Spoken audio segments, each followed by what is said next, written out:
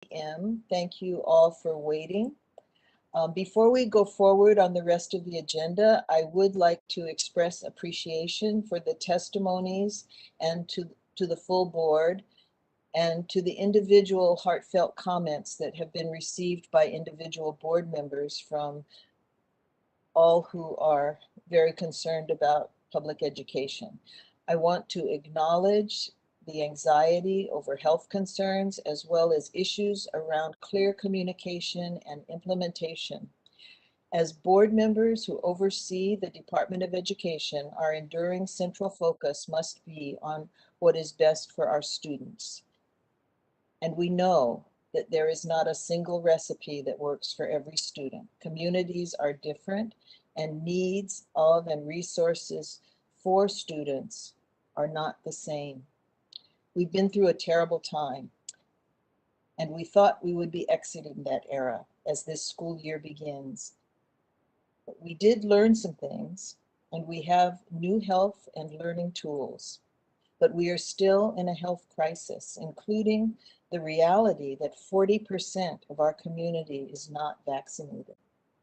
While we place students at the center of our decisions, we must also consider how this time and our decisions impact on school staff, on teachers and principals and support staff and all their families.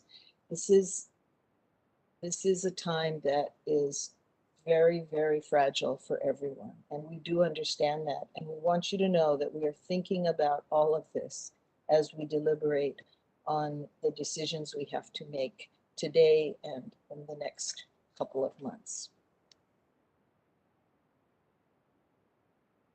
The next item on our agenda is approval of the minutes of July 15th special meeting. I would like board staff to call on any testifiers who signed up to provide oral testimony on this agenda item. Chair Payne, there is no oral testimony on this agenda item. Thank you. If there are no revisions, may I have a motion and a second to approve the minutes?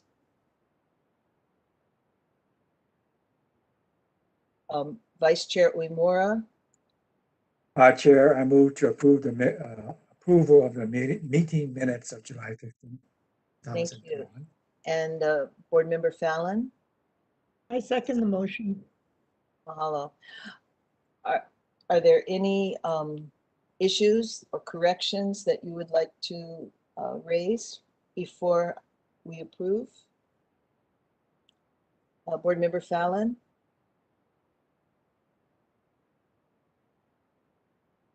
Okay.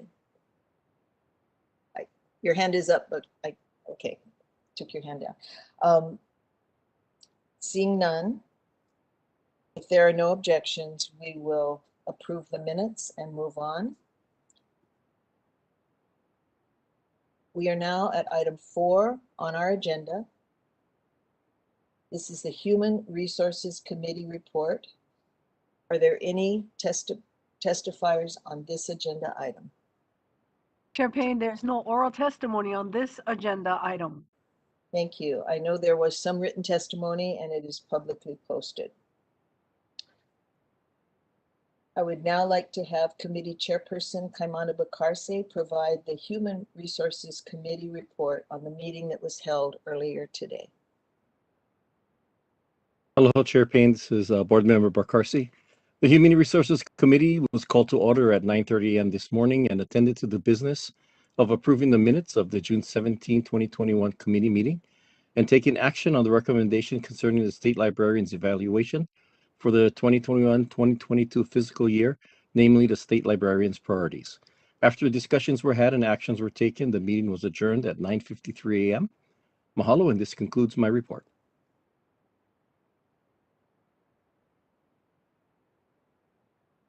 Thank you. Next, we have the Finance and Infrastructure Committee report. I will now ask board staff to call on any testifiers on this agenda item. David Miyashiro, followed by Paula Adams, Osa Tui, Linda Elento, David Miyashiro, can you hear me? Aloha, can you hear me? Yes, I can. You have 2 minutes. Please proceed. Aloha, board members. We would like to reiterate our testimony from today's FIC meeting. 2 months ago, we came before you to express concern about the lack of detail in the state's ESSER plan that was presented to the board. It was apparent upon even quick review that many of the plans submitted to the US DOE by other states contain much greater detail, bolder ideas, and more specific supports to schools. While today's allocation plan is a step forward, unfortunately, it suffers from some of the same issues. For example, we were excited when the state ESSER plan in June mentioned high dosage tutoring and extended learning time. These are critical interventions. However, today's allocation plan does not even mention them. This is exactly what we were concerned about back in June, and our written testimony cites a number of other examples of missing interventions or programs, unclear elements, and opportunities for bolder thinking. For example, Hawaii DOE is setting aside $4 million for out-of-school time enrichment activities to impact between 3,500 and 4,500 students. Contrast this with the $170 million Tennessee is spending from ESSER to support specifically high-dosage tutoring using a statewide tutoring model called Tennessee Accelerating Literacy and Learning Core. This model will span the next 3 years and will provide tutor training and certification, grade level specific content, high dosage tutoring, significant guidance and tutoring resources, matching grants, and a directory of providers. Our kids, families, and communities face an uphill battle through the continued impact of the COVID-19 pandemic. We just can't afford to miss our opportunity to maximize these funds to boldly change the trajectory of students' academic, career, and life outcomes. And based on the conversation at today's FIC meeting, we shouldn't put the burden on schools and complexes to try to answer the questions. So mahalo for the opportunity to testify. Paula Adams. Osa Tui Linda Elento. Chair Payne, Paula Adams is not present nor connected. Moving on. Osa Tui, HSTA. Osa, can you hear me? Aloha, Gina, I can hear you. Aloha, mahalo, please proceed. Thank you. I'm going to make this short and quick. I testified to the FIC, and I just wanted to say that please remember that we have an agreement to talk about 21 hours. Don't forget that that needs funding. Mahalo. Linda Elento, followed by B. Derego, Susan Pecola Davis. Linda, can you hear me? Aloha, this is Linda Elento. You can hear me? Yes, please proceed. Terrific. Thank you for the allocation information. I wanted to ask that the board seriously consider adding, or as well as the superintendent, to be able to add specific allocation for Section 504 and ADA accommodation types of supports and services, as it is separate or in addition to IDA special education for some students. It's also not special education. So these types of services that would be given to a student that's necessary for them to participate in classes, field trips, or any type of after-school activity as a gen ed or a non-disabled student would be able to attend. So my experience, and I've had discussions even most recently with the vice principal of a school when a student was denied access to a regular summer type of a program that the school offered, but because the student had an IEP under special education, they were not afforded that opportunity to go. However, I did ask the vice principal why not, and initially it was because funding wasn't provided for a student to be able to get any type of a 504 ADA accommodation in order to attend such gen ed type of a program. I pursued to find out how to get a particular student involved in the program. So after much effort, the student was able to be able to attend that program. I strongly believe that this is happening across the state. Parents, students, even staff are not aware of such a provision that is required of such a student. And if they aren't even aware of it, then these students are continually.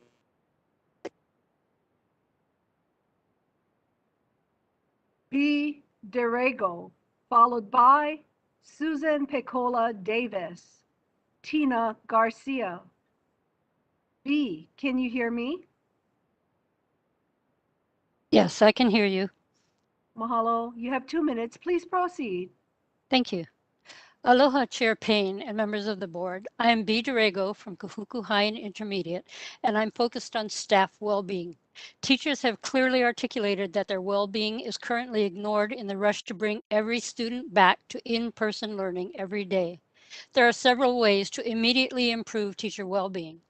The pay cut imposed on teachers must be removed. The 21-hour pay cut impacts teachers' current and future pay, which teachers are considering as they decide whether to leave.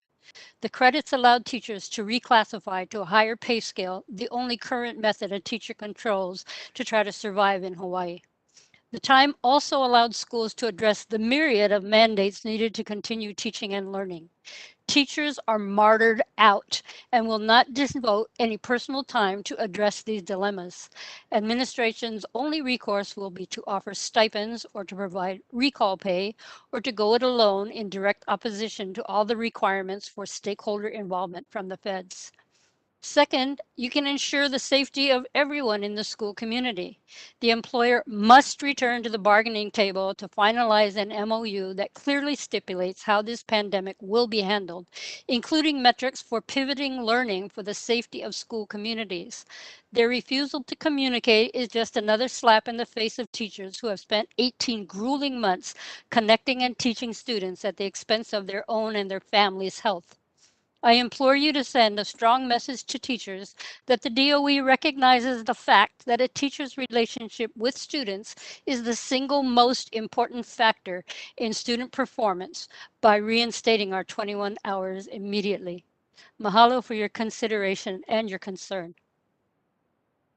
Susan Pecola Davis, followed by Tina Garcia. Susan, can you hear me? Yes, can you hear me? Yes, please proceed. Thank you. I just want to restate a few things that I said in this morning's meeting, and that would have to do with the suggestions and then the vote to approve the spending of the money. I still think, and since the whole board is here, that you should reconsider these offsets.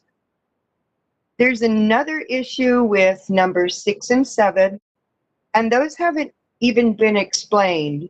Administrative costs and emergency needs has not been delineated as was done with student health, complex area learning proposals, and trauma-informed care services. And then, of course, we talked about the funds to the complex areas to assist schools in addressing COVID impacts. I strongly suggest that somewhere in here, there is an appropriation to ensure that ventilation is being improved where it needs to be improved. It also, the other things that need to be done are to ensure children and teachers are all wearing their masks, or instead get FEMA to purchase KN95s for everybody, because cloth masks have been proven not to prevent infection by the Delta virus. Thank you. Tina Garcia. Chair Payne, Tina Garcia is not connected nor present. That concludes oral testimony for this agenda item. Thank you. With public testimony concluded, I would like to call on Chairperson Bruce Voss from the Finance and Infrastructure Committee to report on the meeting that was held earlier today. Thank you, Chair. The FIC Committee first heard presentation on the department's allocation plan for the use of the federal funds in the ESSER 2 and ESSER 3 allocations. After a robust discussion, the department heard detailed comments and concerns from committee members, and the department will come back to the board at a later date with a more comprehensive and improved plan. The committee also heard and took action on 2 action items. First, on the department's recommendation for priority allocation of funds for ESSER 2 and 3 in the amount of approximately $176 million for the current fiscal year, and recommendation regarding the Committee on Weights 12's recommendation as to the weighted student formula fund allocation for the 22-23 and 23-24 school years. After discussion, the committee voted to recommend both items. That concludes my report, Chair. Thank you, Mr. Voss. Next, we have an update on the Investigative Committee concerning the search for a superintendent, and specifically an update on the stakeholders represented on the advisory group. I will now ask board staff to call on any testifiers who signed up to provide oral testimony on this item. Susan Piccola Davis. Susan, can you hear me? Can you hear me? Yes, please proceed. I am very fortunate to have listened to the training provided by Robert Hull on August 12th. I believe that the board is going to take advantage of his offer to work with them on developing key skills and attributes in their search for a new superintendent. The job description and the search process is a very important thing, and I know the board is really working hard to get us a superintendent that can work with them and work with the schools, also work with the publics. So I appreciate that the board is going to probably take up Robert Hull's offers and take your time, because we don't need to go backwards. We need to go forwards. We can't fail this time. The public is not going to stop this year. It's too important. You all know how important it is. I believe you. I trust you. Let's just get the work done. Thank you. Chair Payne, that concludes oral testimony for this agenda item. Thank you. With public testimony on this concluded, I just would like to report, I am the chair of this particular committee, and I would like to report that the stakeholders represented on the advisory group for the superintendent are described in my memorandum in the meeting materials. And please note that my memorandum also mentions a couple of adjustments to the search timeline. We have extended it a little bit to allow for all that needs to be done. Okay, we're moving on to our action items. And we now have action items, starting with action on the Clarebell versus the Department of Education lawsuit. And I will ask board staff to call on any testifiers who've signed up to provide testimony on this item. Chair Payne, there is no oral testimony on this agenda item. Okay, so earlier in the meeting and during executive session, the board consulted with its attorney on Clarebell versus DOE of the state of Hawaii. Pursuant to law, we are now taking action in public based upon our deliberations with the attorney. May I have a motion to authorize me as discussed in executive session? Board Member Bakarse, followed by Vice Chair Uemura. So moved. I second the motion, Chair. Okay, and for clarification to the public, the motion is that I am to be the designee to act on behalf of the board in respect to this litigation. So I need to take a roll call vote on the motion, and starting with Vice Chair Uemura, Aye. Board Member Asher, Aye. Board Member Arakaki, Aye. Board Member Bakarse, Aye.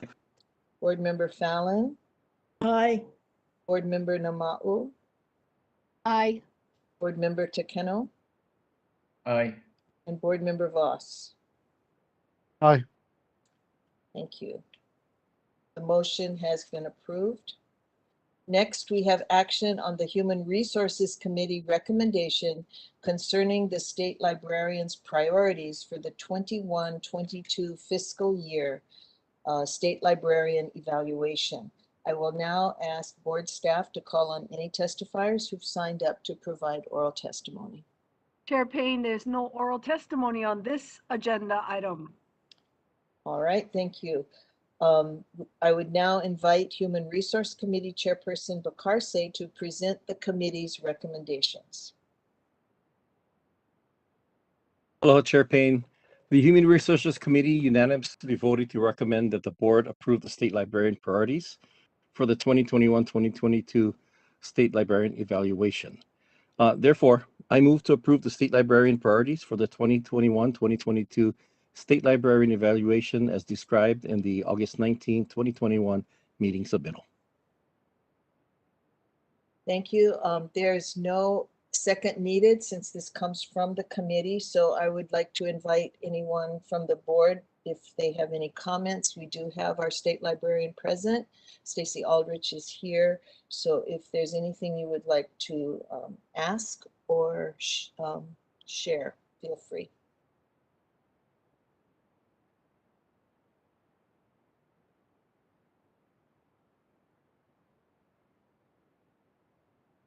I don't see any hands up, but I would just say on behalf of the board, I think that we are very appreciative of the work that you are doing, State Librarian Aldrich, and along with your team in working through this difficult time that we've all been in, and your work is much appreciated. So thank you. If you have anything that you would like to address to the full board, feel free to have the floor now. Aloha, Chair Payne. Thank you so much. Just want to thank the board for all of your support and encouragement, and for recognizing the hard work of our staff across the state who have been working through the pandemic. So mahalo, and mahalo for supporting these priorities. And I look forward to working with you all on continuing to build a strong library system. Mahalo. Okay, thank you very much. With that, I don't see any other hands up, so we're going to go ahead and vote on the motion. Again, this is a roll call vote, beginning with Vice Chair Uemura. Aye. Board Member Asher, Aye. Board Member Arakaki, Aye. Board Member Bakarse, Aye. Board Member Fallon, Aye. Board Member Nama'u, Aye. and Board Member Takeno, Aye. and Board Member Voss. Aye. Thank you very much. The motion has been approved. Next, we have action on the Finance and Infrastructure Committee recommendations concerning the priority allocation of federal funds in ESSER 2 and ESSER ARP. I will now ask board staff to call on any testifiers who've signed up to provide oral testimony on this agenda item.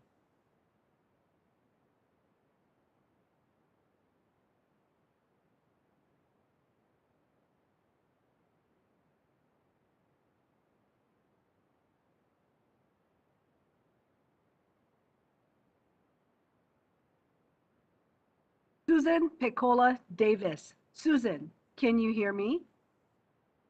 Hi, Dina. Yes, I would like to also add on to what, can you hear me? Yes, please proceed. I want to add on to what I said earlier, because I just realized that the public was not at the or listening to the finance meeting. So they didn't even know that 2 agenda items were being discussed at the same time with 2 different memos, one with 9 pages and one with 73 pages. The initial part of the presentation memo says that the money is going to be used for academic impact, summer learning, support student needs, in-person learning, and several other things. But what they did in allocating the money was that, yes, they addressed some of that, but then they added in other things to use the money about. But if you just read the first part of the memo, you would think, oh yeah, they're on the right track. So then if you go to the 73-page document and you go to page 36, you will see how they broke out every program that they were going to use the money for, but there was no breaking out of the 4.01, 02, 03, 04, 05, nor 6 and 7. And that's what I do not like, the board having to make a decision that's rushed because they don't have enough information and they feel pressured to do it. Now, you can say you didn't feel pressured, but I certainly did. When I was sitting at home listening to it, I felt pressured to tell you all, don't. Just call a special meeting in a week, next Thursday, and get everything together. Too late now. The department.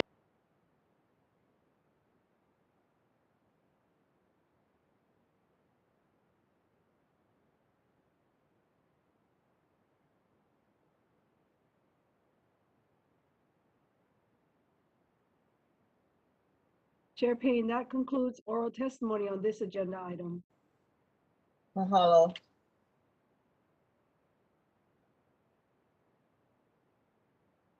With public testimony on this item concluded, we will now move on to the discussion and have Finance and Infrastructure Committee Chairperson Voss present the committee's recommendations.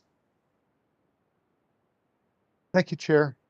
This action item concerns a request by the department for approval of expenditure of $176,897,106 in the current fiscal year 21-22.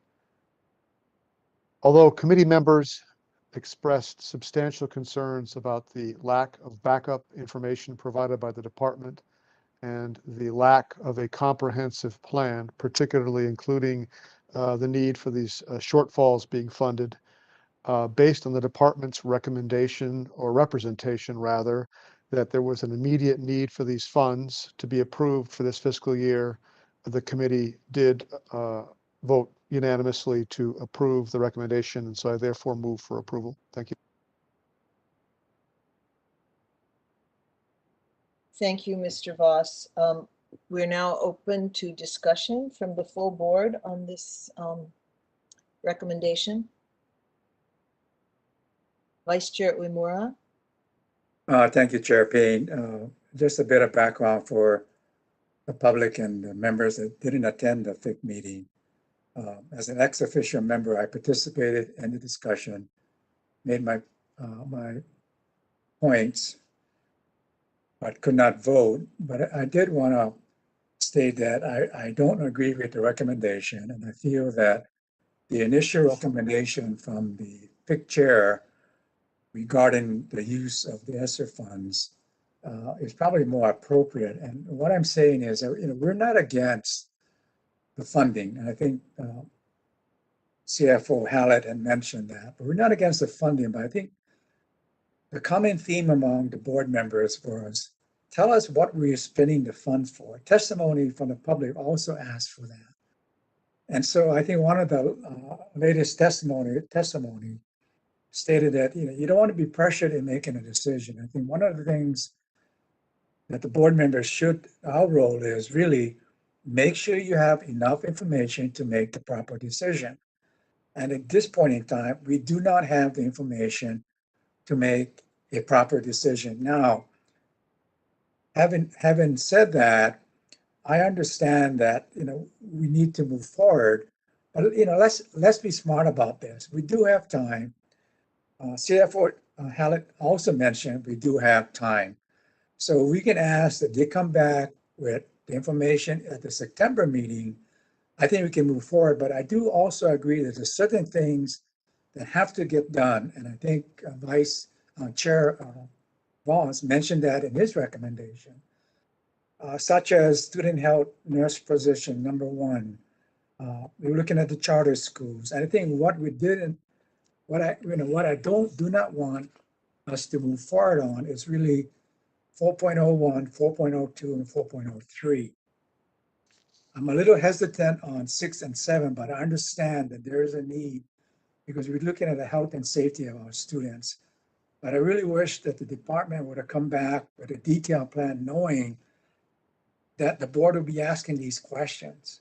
So what I would expect is at the September meeting, we go ahead and approve this, but at the September meeting, we need to see a detailed plan and how these monies are going to be spent and how they were spent. So I guess what I'm saying is that I like to amend the recommendation and not approve the full proposed uses as recommended by the FIC committee.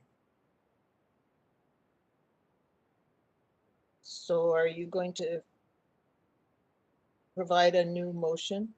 Yes, I would like to make a motion that the proposed uses be limited to 1.03. I'm sorry, I get my announcement coming from the emergency. So I'm kind of sorry about that. We got a problem at our condo, so they're correcting it now. But anyway, 1.03. I'm looking at all of the twos, 03, 04, 05. Number 3, not funding, not approving 401, 402, and 403, and approving 6 and 7 with the caveat knowing that we get a detailed plan coming in September. So what I'm saying is let's defer the 4s until September because that information should be available to us. So that's my amendment.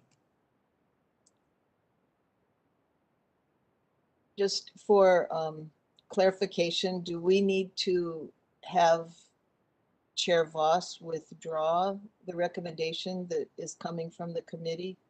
Or is this an amendment that you're proposing to his recommendation?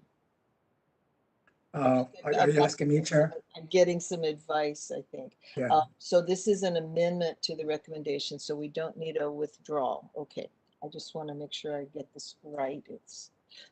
Okay, so you have proposed an amendment, but I do believe the amendment would require a second. Oh, yes.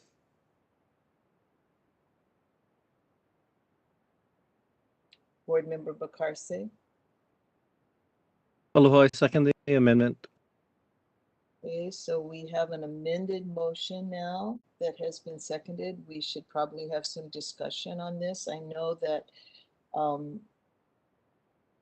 there was a plea from the department that they needed to move forward with some with the use of these funds as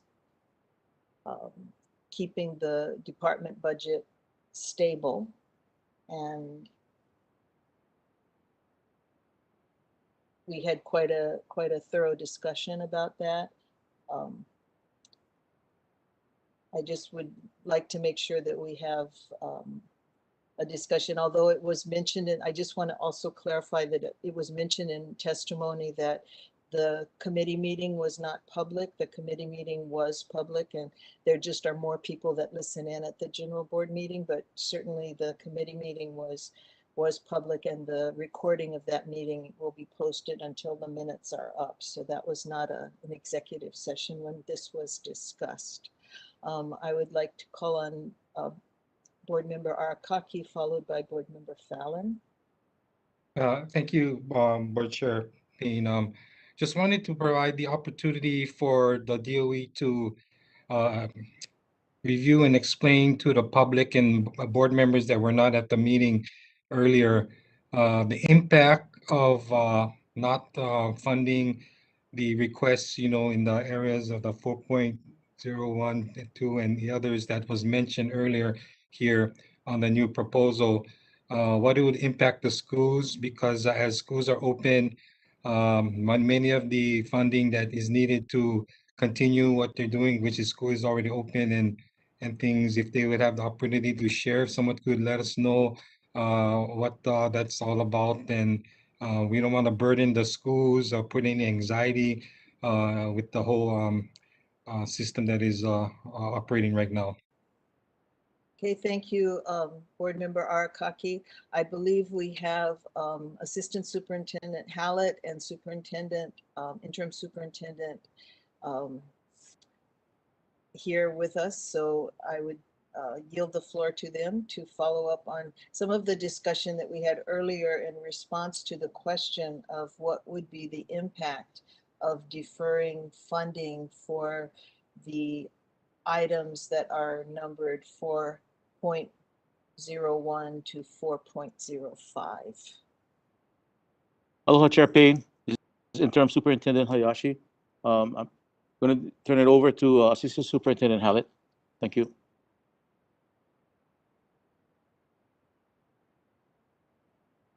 Go right ahead, Brian. Thank you. Hi, good afternoon. I was just unmuting. Thank you.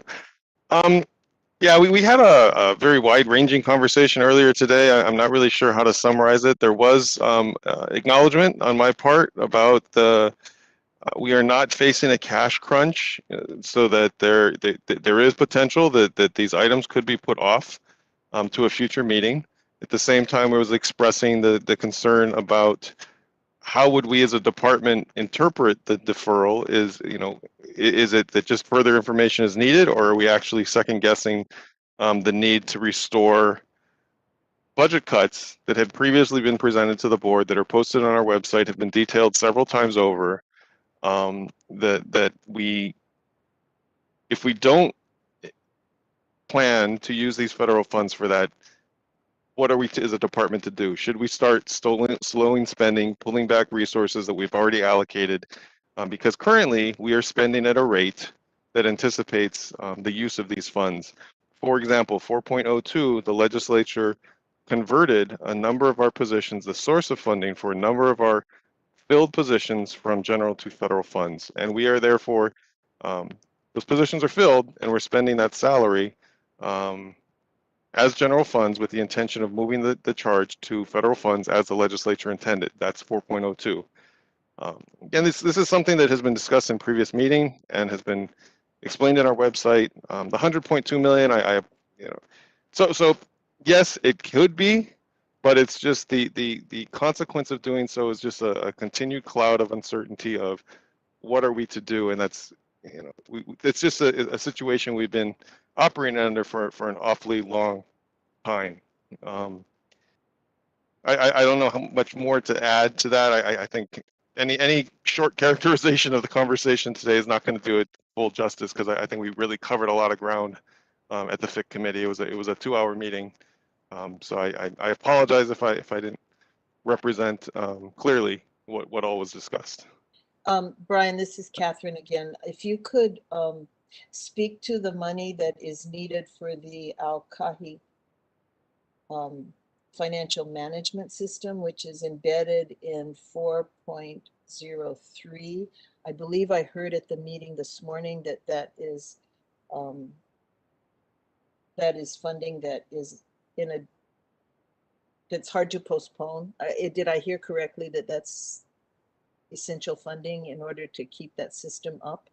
Yeah, the point I was trying to make in relation to the converged networks, $5 million for that, and Allocation financial management system, $1.5 million for that one, is that we don't have general funds to pay for those operations.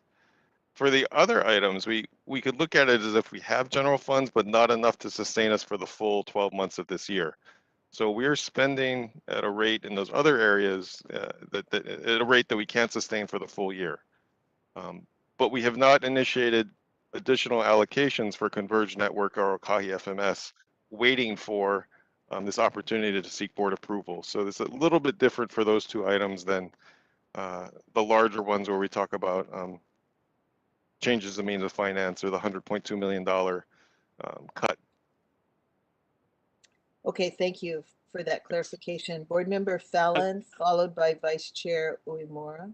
Chair Payne, this Yes, is yes. this is Keith Hayashi. May Oh, I okay, just go right interject ahead. one Yes, comment, please? yes, go ahead. I think Assistant Superintendent Hallett said it really well in the committee meeting. He shared that this being approved by the board is very important, and actually what it does, it brings stability in a time of instability. And our schools and our employees are really dealing with many concerns right now. And should the board approve the funding, I think it will bring stability and peace of mind to our employees, especially at 4.02. Thank you very much. Could you share how many employees are affected by that? I see about 20.5 million. And these were previously general funded employees who are in jeopardy of just being ripped if the funding disappears because the legislature took away the state funding. Which employees are affected by that? Those are employees in two areas of our budget and in our Office of Strategy, Innovation, and Performance, as well as in our Leadership Institute areas. I believe the number, and it's over 100 positions. In essential operations, basically, yes. Yes, essential ongoing operations. Okay, thank you for that clarification. Board Member Fallon, followed by Vice Chair Uemura. Thank you, Chair Payne. Board Member Lynn Fallon. The proposal or amendment is to delay or defer until September. And so I'm open to this amendment, and let me tell you why.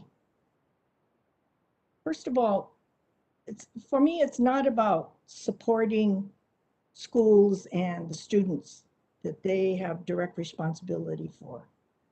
And most certainly not angst. We all have angst. The system is under great distress, as Chair spoke to earlier.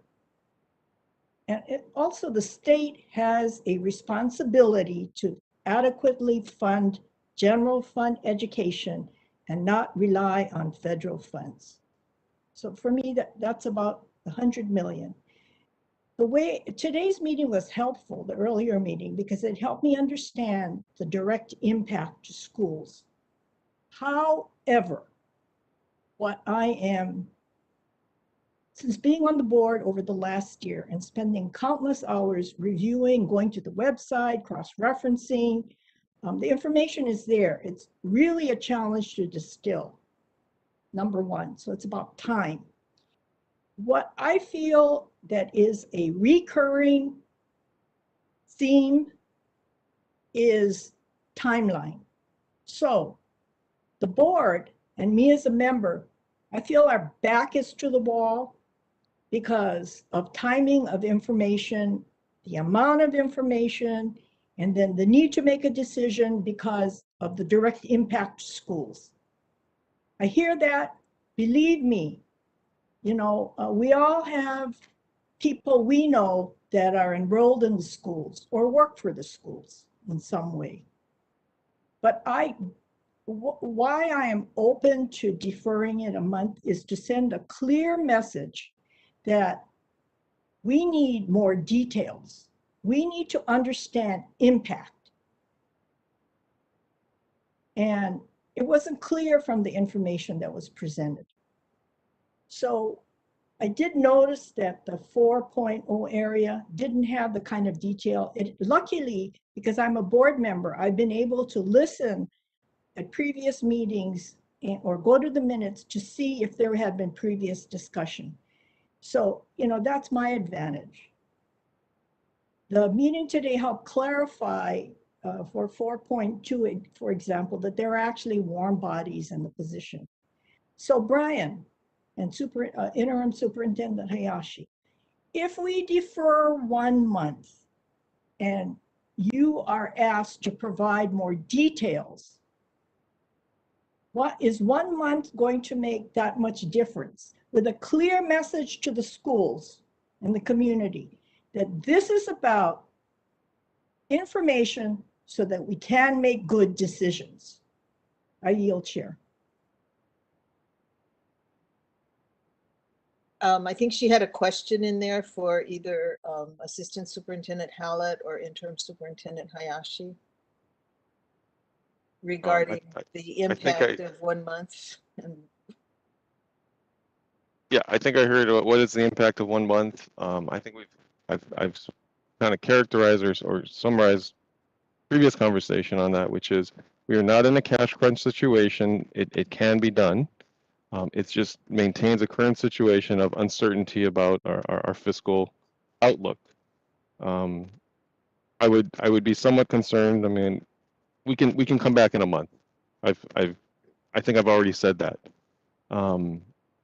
could I don't just make know a comment in here to Assistant Superintendent Hallett? Yes. I think when I heard the conversation with the board earlier, the concerns about the specificity and the impact really centered around the issues that we are looking to approve, the kinds of programming for students and the learning initiatives and those kinds of things. My understanding of, and you're going to come back to us with that, even though we do understand the need to get those funds out to the schools right away. The issues for specificity regarding the items in the 4 category, these are basically operational items. These are not like new expenditures. These are to just keep what's already in the budget going.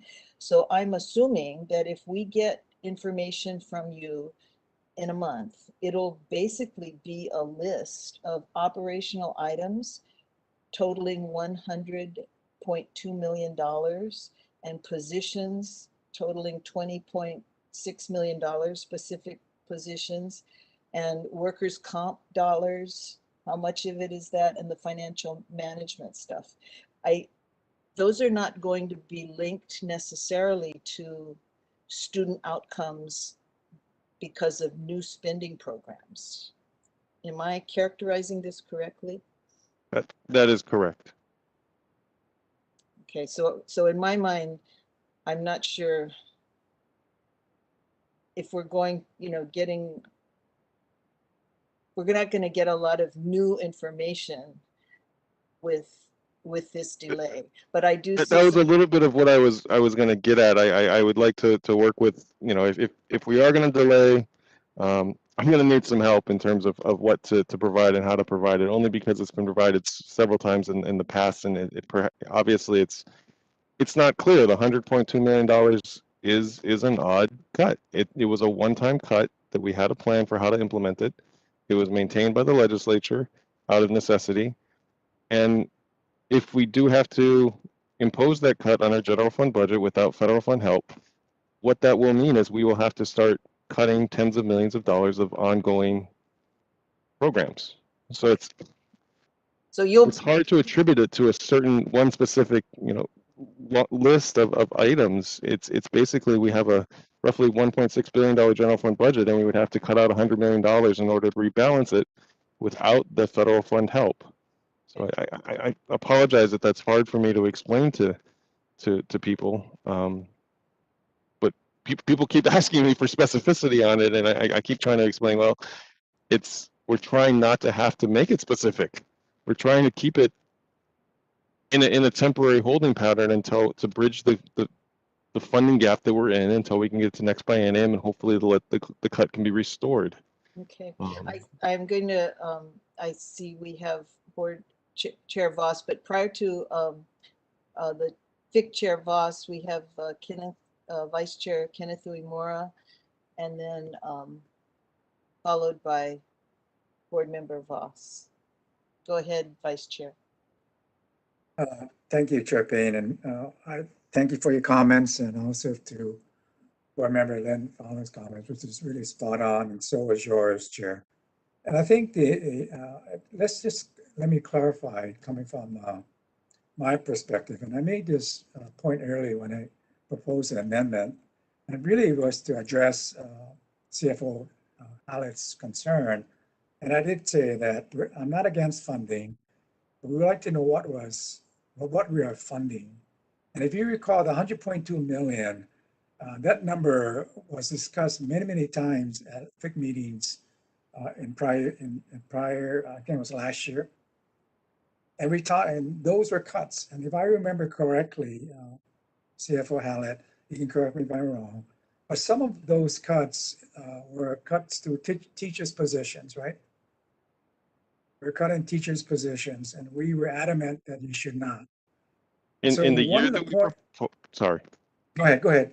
Correct me. In the year that we proposed it, it was a one-time cut, and yes, $24.3 million of that was intended to come from the weighted student formula. Right. It was done so in anticipation that we were shut down in the fourth quarter of that year, and that schools are realizing savings, and that it could be managed.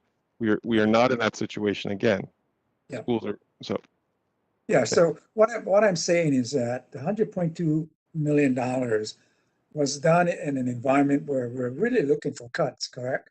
And so one of the concerns as a board, we looked at that and said, well, how does that $100.2 million affect our students, our student achievement?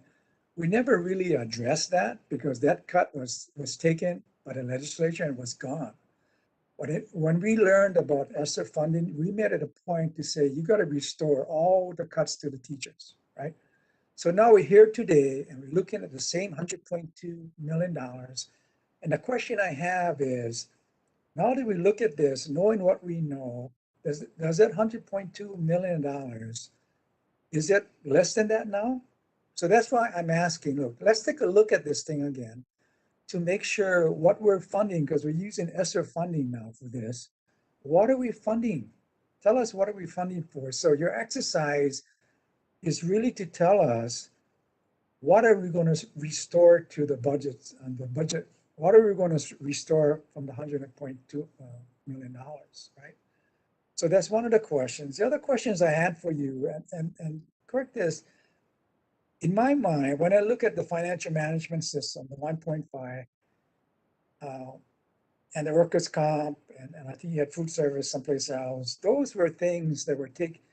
I thought they were in a $100.2 million cut, but it's shown as a separate line item here. I think 4.02, it's different because that came from the legislature, right? So all I'm asking for is, look, tell us what we want to do, what we need to know so we can make an informed decision, right? Because we have new members here that did not go through what we went through, and the situation has changed. So maybe we don't need to restore the $100.2 million. That's the question, right? So I think that's where I'm coming from. I think that's where we need.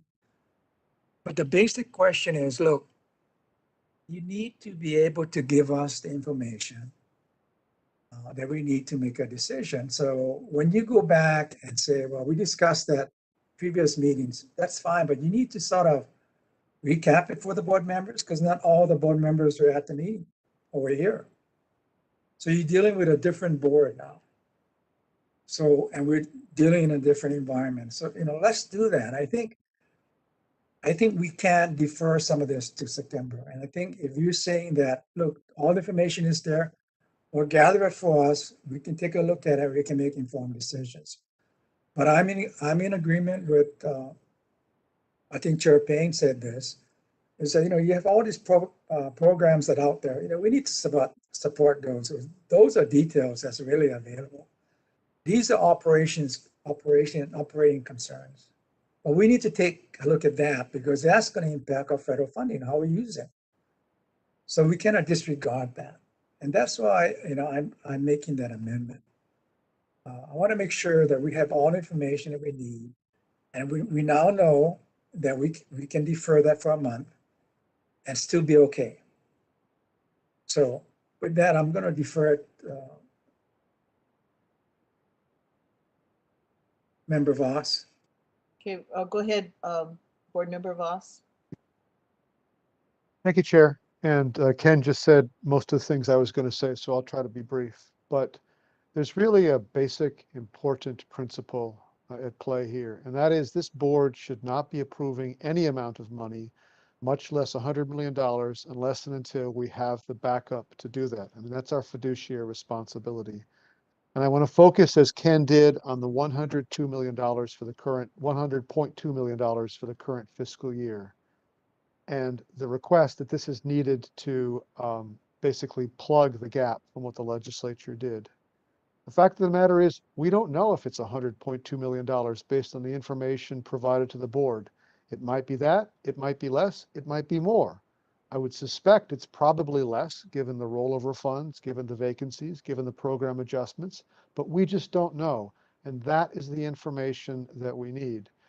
As to the uncertainty, no one is suggesting, and no one in this board, I believe, will not vote to fill the gaps as necessary to support the schools and retain all of the employment. That's a given.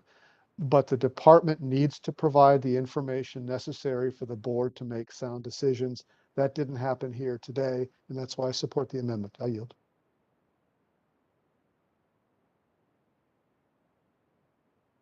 Thank you very much. Let's see, is there anybody else who would like to speak to this? I just want to clarify my understanding. I think I got a message from staff that I might need to clarify, because my understanding of Vice Chair Uemura is that your amendment to the motion is to delete all the items that begin with 4, the stabilization for general fund shortfalls, and that we would continue as recommended by the committee to recommend funding for all the items in 1, 2, 3, 6, and 7. Doesn't seem to be a 5.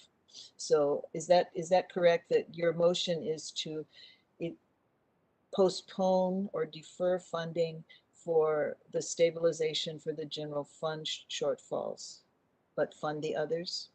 Yeah, Chair Payne, basically, I just took the lead from FIC Chair Voss and his recommendations. And I was okay with 4.04 and 4.05. Okay, so I just want to be clear that what we're discussing is the amended motion then to fund, so actually I was incorrect, that 4.04 and 4.05 are also to be funded. What you are recommending is that we postpone the decision on funding 4.01, 02, and 03, and have more information presented to us at our next meeting.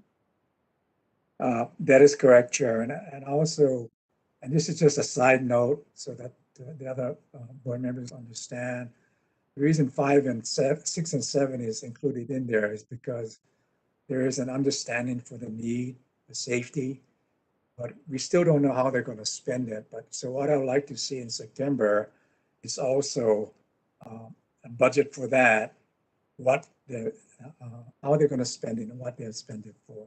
So it's an accountability issue. Okay, so I think that will be an ongoing discussion for Yes. federal funds in general and the other items also. But what we are discussing right now is deferring 4.01, 02, and 03 to a decision in September and funding the rest. That is correct. Okay. Board Member Arkaki, go ahead. Yeah, thank you for the clarification on the amended that 4.01, 4.02, 4.03 will be will be referred back again in September. And just as a suggestion for the department, as you collect information regarding what is going to be reported back to the board, that we do have input from the educators at the school level, teachers, administrators, and so on, as to the impact, what this means to them as far as what they understand, that may occur as far as reducing their budgets. I remember in the past where the alleged did not have enough funding, that we at the complex and at the schools had to look at what funding we would, or positions and things that we needed to cut on that, which was manageable. But now due to the situation, which is a different time, is a lot more. So that would be great to know too. Thank you again. I yield. Okay, thank you. Board Member Fallon, go ahead. Thank you, Chair. I just want to note for me that I'm open to the amendment as proposed. I just want to underscore that for items 1, 2, 1 and 2, that additional work needs to be done there around aligning and identifying some of the metrics. So but I don't want to negatively impact areas that the school needs to be able, and complex needs to be able to proceed on immediately.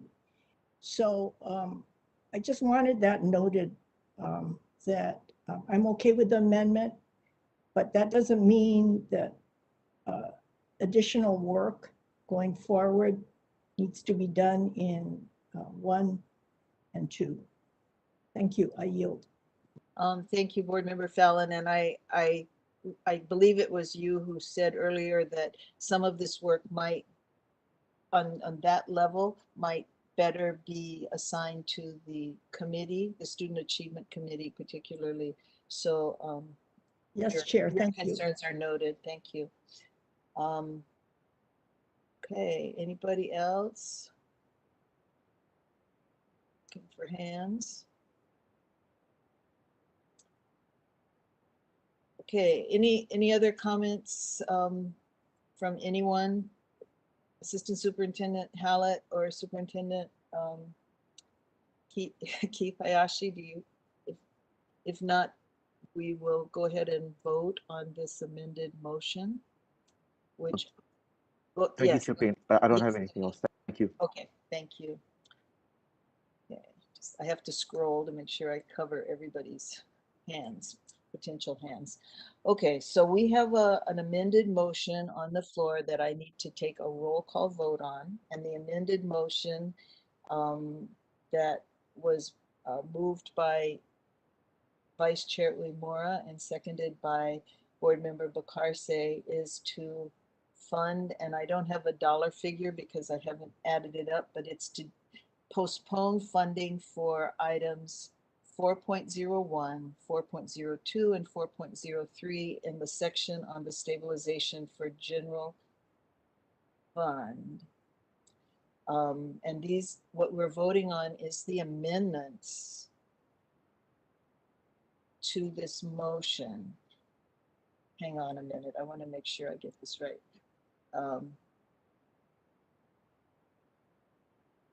Okay, we have to vote on the amendments and then we will vote on the motion. So the amendment is to delete 4.01, 4.02, and 4.03 from the funding, deferring it to September for further clarification. So I'm calling the roll call vote, and starting with Vice Chair Uemura on the amendments. Aye. Board Member Asher. Aye. Board Member Arkaki. Aye. Board Member Bakarse. Aye. Board Member Fallon. Aye. Board Member Nama'u. Aye. Board Member Takeno. Aye. Board Member Voss. Aye. Okay. And now we need to vote on the main motion.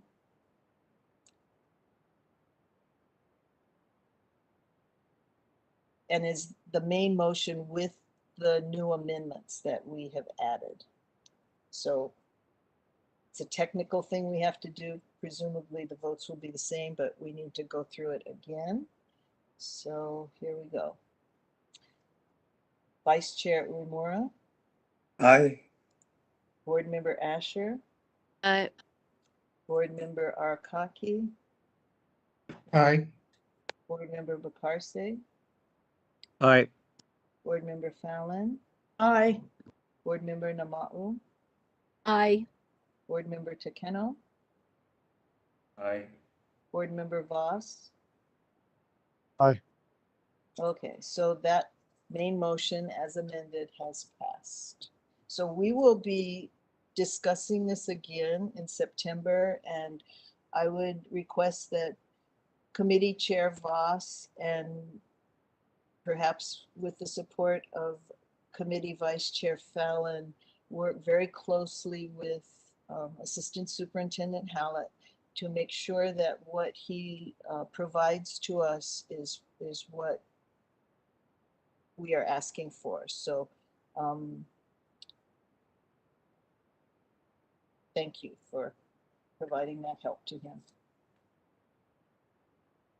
Okay, next we're moving to D, and we have action on the Finance and Infrastructure Committee's recommendation concerning the recommendation from the Committee on Weights 12 regarding the weighted student formula fund allocation for 2022-23 and 2023-24 school years. I will now ask board staff to call on any testifiers who have signed up to provide oral testimony on this agenda item. Chair Payne, there's no oral testimony for this agenda item. Okay, thank you. We will move on to the discussion, and I would like our Finance and Infrastructure Committee Chair Voss to present the committee's recommendations. Thank you, Chair. The committee thanked the Committee on Weights for all of their work and their excellent, clear, and concise memorandum, and the committee voted unanimously to recommend the Committee on Weights recommendations, Committee on Weights number 12, regarding the weighted student formula fund allocation for the 2022-23 and 23-24 school years. And so I therefore move for approval. I yield.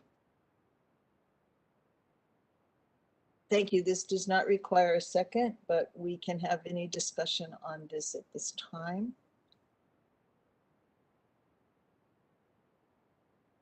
Okay. Seeing no hands up, I think we're ready to vote.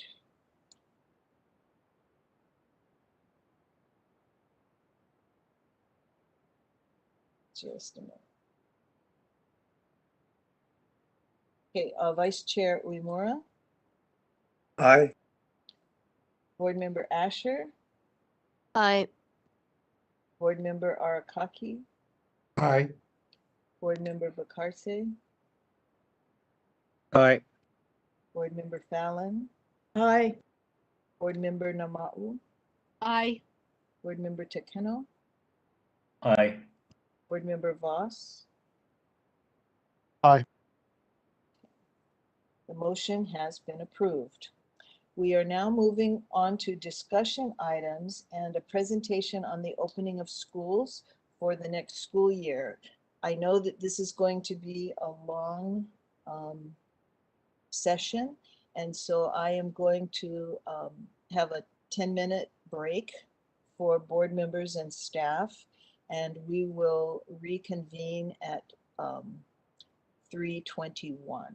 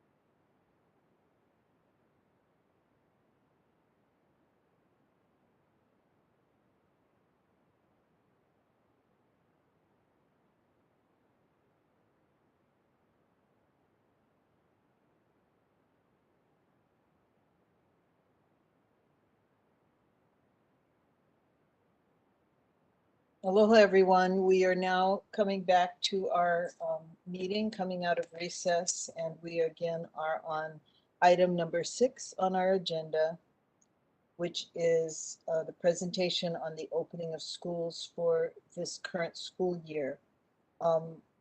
Is there anyone who signed up to testify for this agenda item? Burke Burnett, followed by Diane Tam, Christine Hanakahi, Christine Belcade. Burke Burnett, can you hear me? Chair Payne, Burke Burnett is not connected. Moving on. Diane Tam, followed by Christine Hanakahi, Christine Belcade. Diane, can you hear me? Hello, can you hear me? You're very soft, Diane. Can you hear me now? Yes, you have 2 minutes. Please proceed. Thank you. Aloha, Chair Payne and members of the board. I'm a parent with a child in public school. I believe that the interim superintendent is pushing the narrative that schools are somehow safe, but DOE reported 325 cases last week. I feel like he manipulates the numbers to minimize the crisis during his interviews. He claimed that only 50 students were identified as COVID cases in the schools that required disinfecting. What about the 20 educators who also tested positive? What about the 210 schools that did not disinfect their facility but still had positive cases? What about the numerous cases that are not accurately being reported?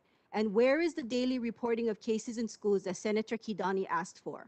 Currently, there are hundreds, if not thousands of students at home already because they're required to quarantine. How much disruption to their educational process is this causing? How much learning loss? Does the DOE even know how many students are not in school right now due to quarantine? Please make the DOE provide us that number. And what about charter schools? Also, please hold the DOE accountable for prioritizing more equitable distance learning options so that those vulnerable students who have no other choice but to be in person can be safely distanced, and those who are able to learn from home are given the choice. Principals are not trained to be contact tracers. Teachers are not public health experts. They need guidance from above. DOE must stop passing the buck to DOH. They're also overwhelmed. Our local hospitals are packed. We don't even know if there will be an ICU bed available should one of our children need it.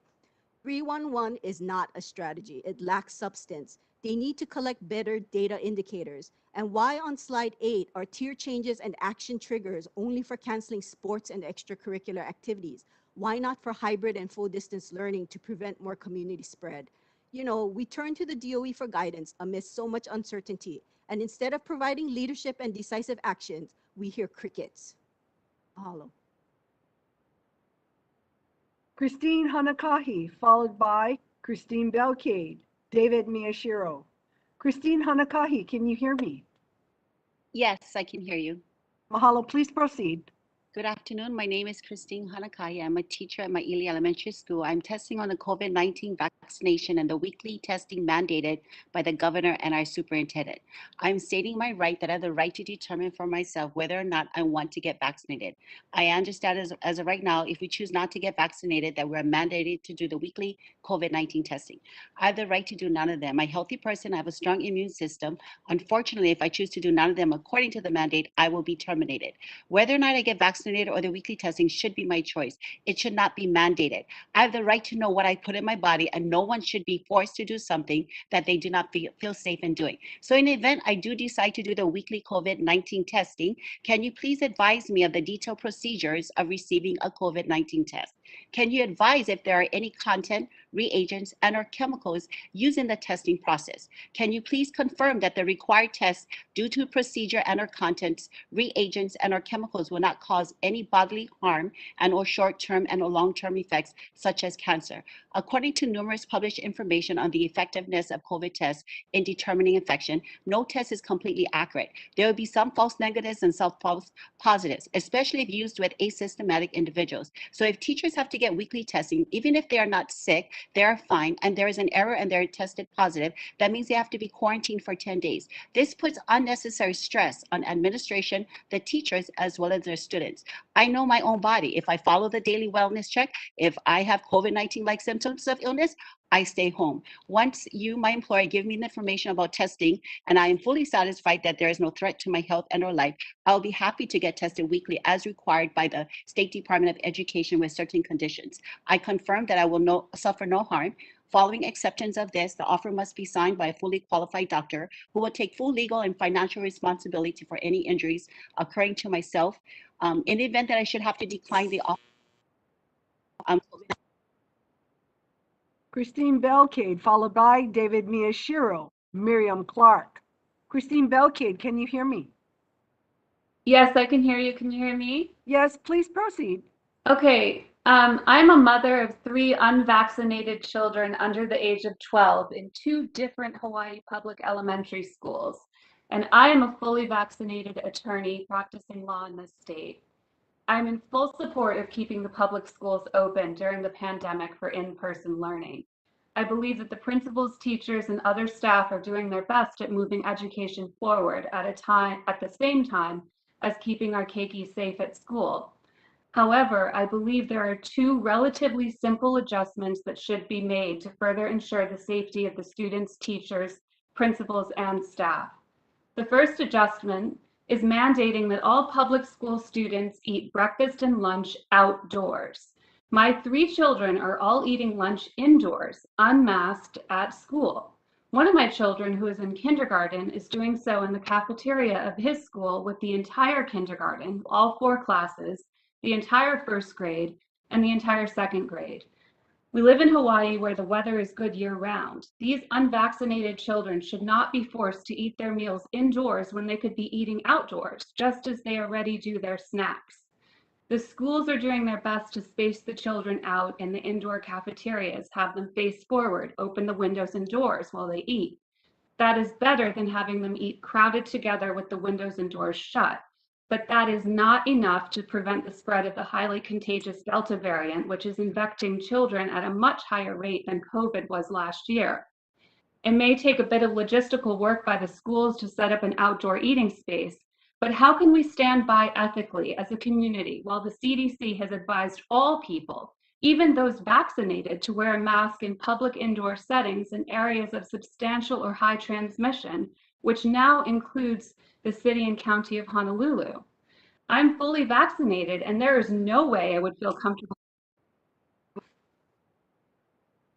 David Miyashiro, followed by Miriam Clark, Lynn Otaguro, John Johnson. David, can you hear me? Aloha, can you hear me? Yes, please proceed. Thank you. Aloha, board members. Thank you so much for your thoughtful service and dedication during this stressful time. We know that there have been many complexities with the reopening of schools, with difficult trade-offs for all decisions. As we testified at the board special meeting on June 3rd, the ongoing uncertainty of COVID-19 will continue to make distance learning an attractive option for many families. For the continuity of learning, Hawaii DOE should make it as easy as possible for families to shift seamlessly between distance and in-person learning. We also urge continued expansion of the statewide distance learning option and the scaling of promising complex area models like the Central Oahu District's Pineapple Academy. One reason for flexibility is the current lack of clarity around what happens when quarantines are needed. In our conversations with parents, it's unclear what the system-wide approach is to learning when a student is required to be home under quarantine. We've heard that some schools are sending paper packets home, but this does not seem to be universal. How are schools ensuring that students are still learning and accounted for in this scenario? Are students able to access distance learning in order to avoid falling behind? How does extended quarantine get considered when schools report out on chronic absenteeism? For teachers who have to quarantine, what happens to the students in those classes? Are those teachers still able to conduct distance learning? Do we have the level of substitute staffing to handle multiple long-term quarantine absences, especially for teachers who have large classes? How does quarantine impact sick leave? We believe the potential for students to fall further behind with academic and social-emotional learning is tremendous, as many students who have to quarantine this year will become chronically absent. Don't put our kids in a penalty box that amounts to an out-of-school suspension. Mahalo for the opportunity to testify. Miriam Clark, Lynn Otaguro, John Johnson, Sherry Nakamura. Miriam, can you hear me? Yes, I can. Mahalo, please proceed. Aloha Chair Payne and members of the board. Thank you for considering my testimony.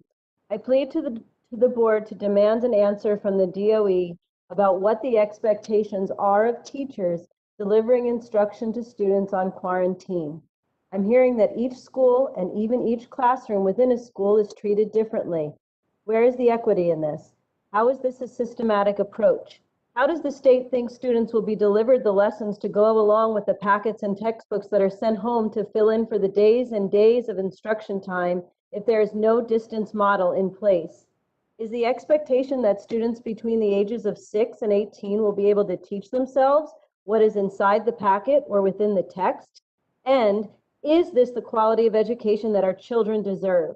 Governor Ige is pushing for all students to be in school full-time except for the weeks they could be removed for being a close contact.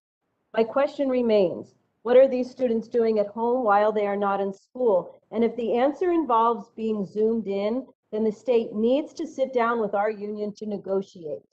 Last year, mountains were climbed by teachers who worked tirelessly to recreate their profession, and students sacrificed, most importantly, the social and emotional learning that happens during in-person learning. As a result, our community was safe. The end justified the means. At the school I teach in, we've seen more cases of COVID among our students in the first 2 weeks than we had during last year. And for some unknown and unsupported reason, we're all crowded into classrooms, masked and sweating, in an attempt to regain something that no longer exists. A safe and standard education is no longer a reality. Students are missing days and weeks at a time due to being a close contact, or even worse, sick with highly contagious symptoms. Sadly, and through no fault of teachers, we're not prepared to provide a cohesive educational experience when a student or students are suddenly being sent home to quarantine. Lynn Otaguro, followed by John Johnson, Sherry Nakamura, Kara Flores, Sean Whitwer. Lynn, can you hear me? Can you hear me? Yes, Lynn, please proceed. Last week, the board heard that values and vision for our schools should determine decisions and actions. Well, on the flip side, our actions reveal our values. So when the Hawaii for a Safe Return to School collected stories that showed that in some schools, mask wearing is not being enforced and parents are not being informed of positive COVID cases on campus, what does that say about our values? When we invite students onto our campuses, we make a promise that their time in our schools will be safe. We have a responsibility to make this so. During this pandemic, where community and school COVID cases are at record high, the promise of safe schools has never been more important. This board and the DOE must communicate that during this pandemic, the health and safety of our school communities is our top priority. This is needed to ensure that our actions reflect our values and that the experiences of our students and school communities are consistent with these values.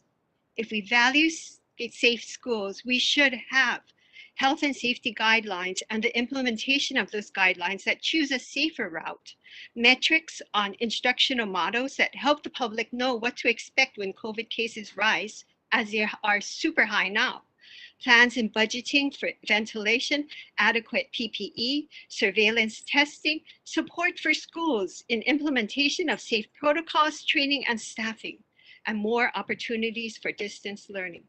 As we work through this pandemic, I urge this board and the DOE to share information and listen to stakeholders.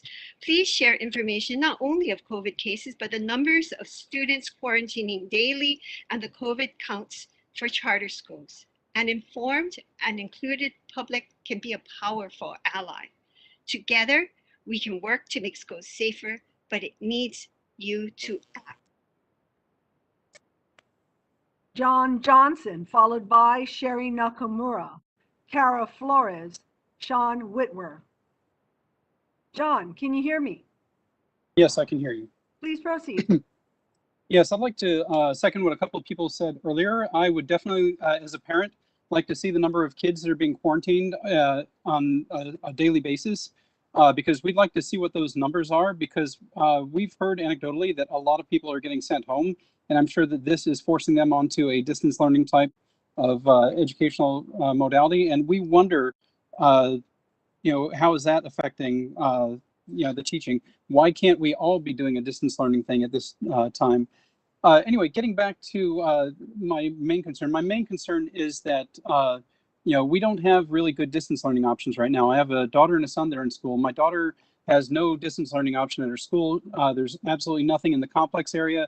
We were told that our complex area doesn't participate in the state's program, so we're kind of out of luck on that. So my son, even if we got my son into it, we'd have to transfer him on GE to another school so he could do DL. And then when he got back home, he'd be sharing whatever disease he picked up with his sister, so it doesn't really do any good to begin with. We were told early on that the reason we want our kids back in school is because it's for their mental health. We're also told that they have layers of protection, and the parents really didn't want distance learning anyway.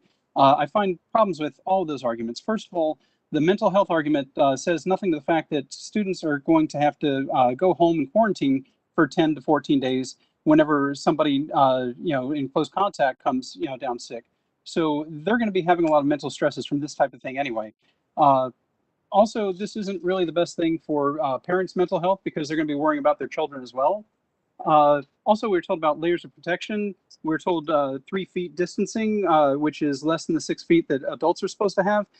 My schools have already told us they can't even do 3 feet. Furthermore, the masks they're using are only about 20% effective against the Delta variant, so that's really just not helpful. Hand washing is great, but this is predominantly an airborne virus, so it's not really going to be that helpful. Sherry Nakamura, followed by Kara Flores, Sean Whitwer, Maya Leibowitz. Sherry, can you hear me? Yes, can you hear me? Yes, please proceed. Thank you. Aloha Chair Payne and members of the board. This is Sherry Nakamura, Director of He'e Coalition. We would like to comment on discussion item 6A. We would like to make some recommendations now in addition to our written testimony. We have heard from parents who are extremely confused and frustrated with the lack of communication from the DOE on COVID-19 related matters. When it comes to a crisis, there needs to be a level of unified policies and communications to families. We suggest that the DOE put together a process map so that families can know what to expect. We think that this map should include 1. Parameters for classrooms or school closures that are uniform. 2. A detailed weekly reporting on infections, classroom closures, and quarantines to the extent possible to give assurance to parents that their child would be safe in school and receive a quality education. 3. If a classroom is closed or classroom or school is closed, there needs to be a disclosure on the education options for children. We are not sure, but maybe the only solution right now is to go back to paper packets. 4. If all of this is not sufficient, we suggest DOE setting up a hotline to address families who are still confused. We realize that this may be overwhelming, but we think that this information and communication is absolutely necessary. We would be happy to work with the department to develop this process. Yes, it is yet another process so that our families and stakeholders can have the confidence that their students are safe and are continuing to learn. Thank you for this opportunity to testify. Kara Flores, followed by Sean Whitwer, Maya Leibowitz, Rebecca Hadley Schlosser. Kara, can you hear me? Yes, can you hear me? Yes, please proceed. Thank you. I am a parent and I am also the founder of Hale Hawaii. The pandemic is worse than ever, as we now know. The DOE is doing less at this time to protect kids than they have done for this entire pandemic. While we should be encouraging distance learning for any family that wants it, instead of having families wait on a wait list or give them denials, so that we can minimize the number of students in a classroom. Every family that doesn't feel safe should be supported in keeping their kids home. If one of these families that wants distance learning loses their child to COVID-19, that is on all of you for not giving them that option. Last year, you guaranteed every family that wanted distance learning would get it. You need to do that again. DOE schools are contributing to the spread of COVID-19, and that is hurting people in our community. DOE schools are telling parents who don't want to put their kids in danger to homeschool. That's shameful. Shame on you, DOE. You have failed Hawaii families with this pandemic for 2021. For Keiki and schools, family and teachers have the right to know if COVID was in their classroom. This should not be a culture of secrecy during a pandemic. You should be notifying every class if there was COVID inside that classroom with full transparency. Stop the penalty for absences. There's very little testing available, and now parents are feeling bullied into sending their kids to school when it's not safe or before they have time to get testing done. There is insufficient mask use, and as Dr. Miskovich said on the news and on CNN and several other places, we need a uniform mask policy, and the DOE should be providing high quality masks that. Sean Whitwer, Maya Lebowitz, 33. Rebecca Hadley Schlosser, Carl Friedel. Sean, can you hear me? Yes, I can. Please proceed. Aloha, Chair Payne and members of the board. My name is Sean Whitwer. I'm a special education teacher. I'm opposed to the mitigation strategies of requiring masking, social distancing, and promoting vaccinations. These strategies are psychologically and physiologically harmful. I recommend a more compassionate approach to this crisis, as advocated by the Great Barrington Declaration, be considered. Masks create an unsafe work environment because they restrict our air supply. We're being forced to work in an oxygen deficient environment. We're breathing air with elevated levels of carbon dioxide that weakens our immune system. Personally, I suffered a horrible bout of vertigo for 3 months about a year ago. These masks cause headaches occasionally for me and trigger dizzy spells. Regarding vaccines, how are synthetic vaccinations superior to building immunity naturally? I believe that I should have the right to build natural immunity without threats from the government of disciplinary action or termination. I'd like to recommend a more compassionate approach to the challenges we faced, outlined in the Great Barrington Declaration. You can find it at gbdeclaration.org.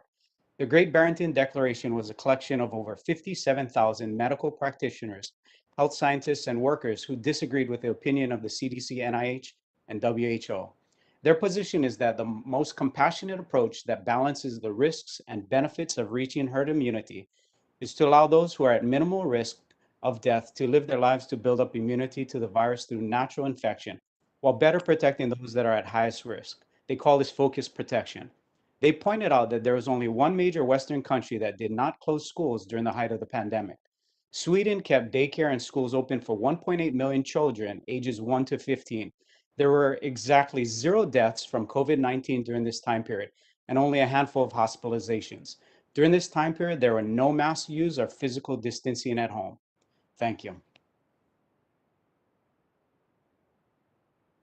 Maya Lebowitz, 33. Rebecca Hadley Schlosser, Carl Friedel, Osa Tui. Maya, can you hear me?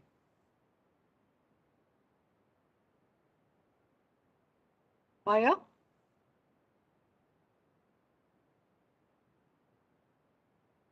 Can you hear me? Very soft, Maya. Is this better? Sorry. Yes, please proceed.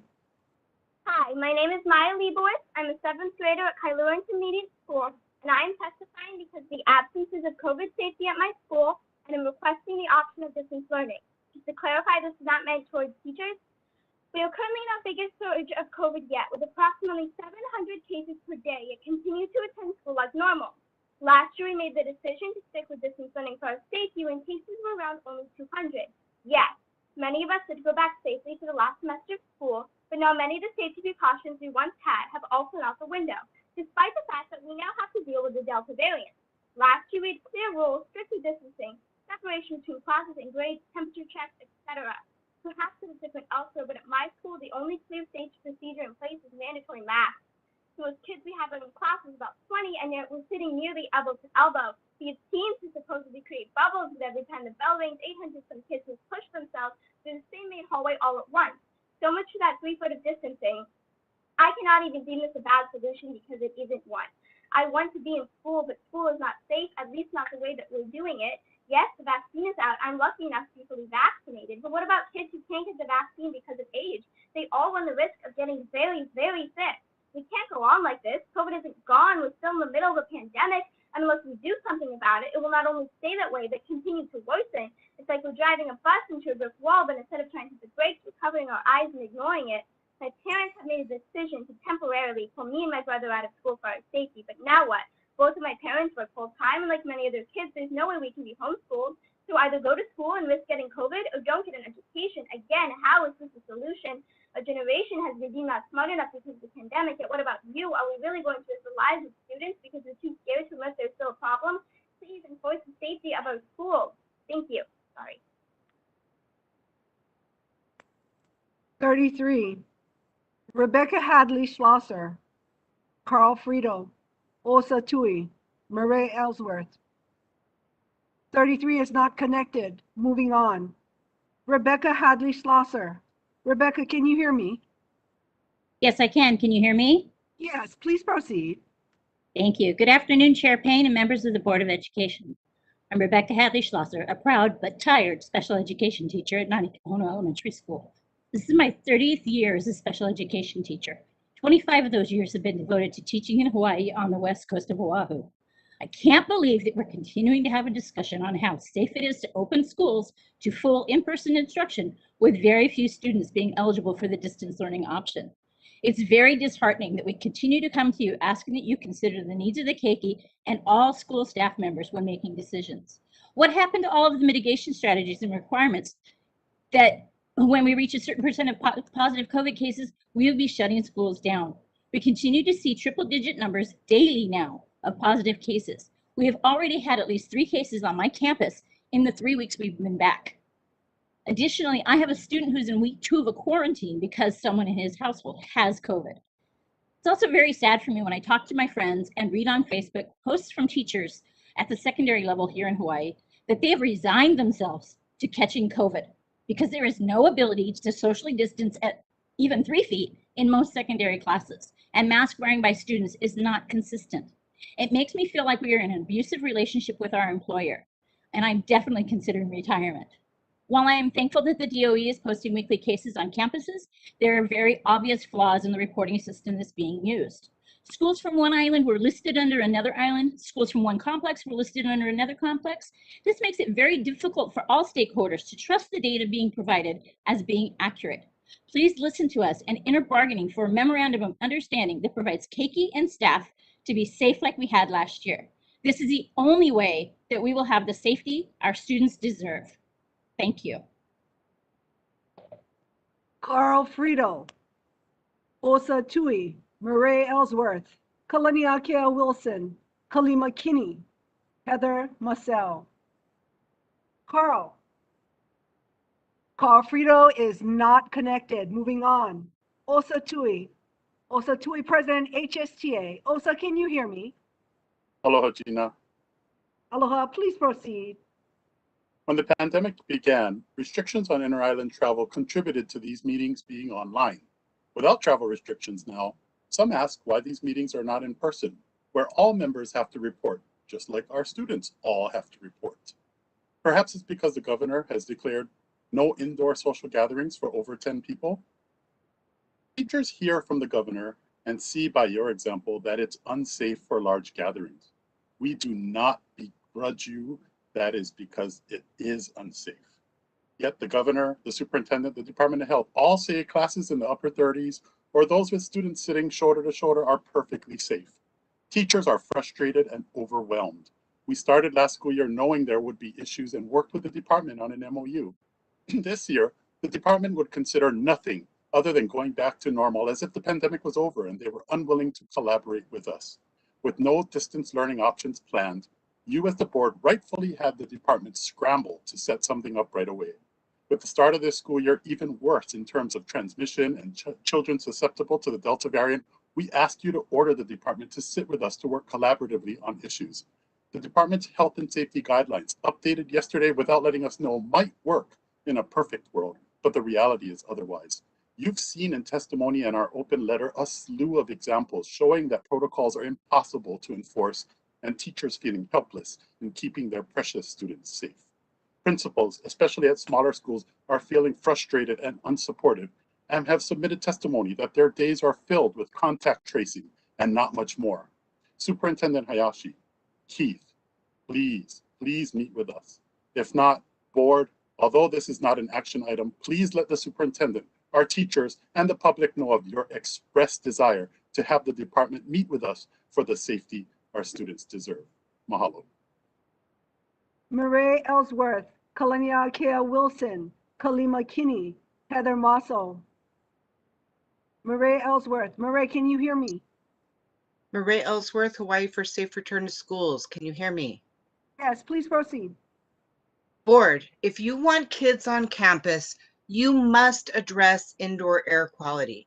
Don't get me wrong, academics, attendance, and social emotional learning are important. But if you aren't making the facilities safe, guarantee 100% distance learning is close at hand. Not only that, but preventable deaths and lifelong health conditions will occur because of not addressing this in our schools. If the governor's orders are going to be ignored, not to gather indoors with more than 10 people in our schools, then I guess it's up to you, board, to do something. Your Office of Facilities and Operations, led by Assistant Superintendent Mr. Randall Tanaka, has expertise and knowledge as to what needs to be done, according to his executive assistant, Tracy Okamura, who I spoke with last week. They have been educating themselves on how to do things right, but are being given no resources. Give them the resources and stop gambling with the health and safety of our communities. You were trained last week to practice equity. I ask you, how is it equitable to have each principal trying to run schools plus be experts in things like ventilation, filtration, and contact tracing? How is it limited access to distance learning being equitable? How is it equitable to exclude students from distance learning based on last year, which was just so traumatic? We are about to have an unprecedented period of misery in our islands very soon as families are broken apart by COVID isolation and hospitalizations. Attendance will suffer to maintain safety through quarantining. In fact, it is already happening. Fix the facilities and stop forcing families to send their precious keiki to unsafe schools. I urge the board to do some unannounced visits to our schools. See for yourself and start a hotline to receive reports from educators that are actually in the trenches. Mahalo. Kalania Kea Wilson, Kalima Kinney, Heather Mossel, Carly Kanehiro. Kalania Kea Wilson is not connected nor present. Moving on. Kalima Kinney, Heather Mossel, Carly Kanehiro. Kalima, can you hear me? Yes, can you hear me? Yes, please proceed.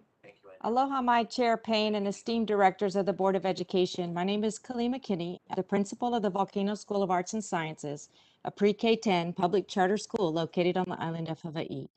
I'm testifying to you today primarily to advocate for an MOU with HSTA that provides for the safety of students, teachers, and staff following the Hawaii Department of Health guidance for schools.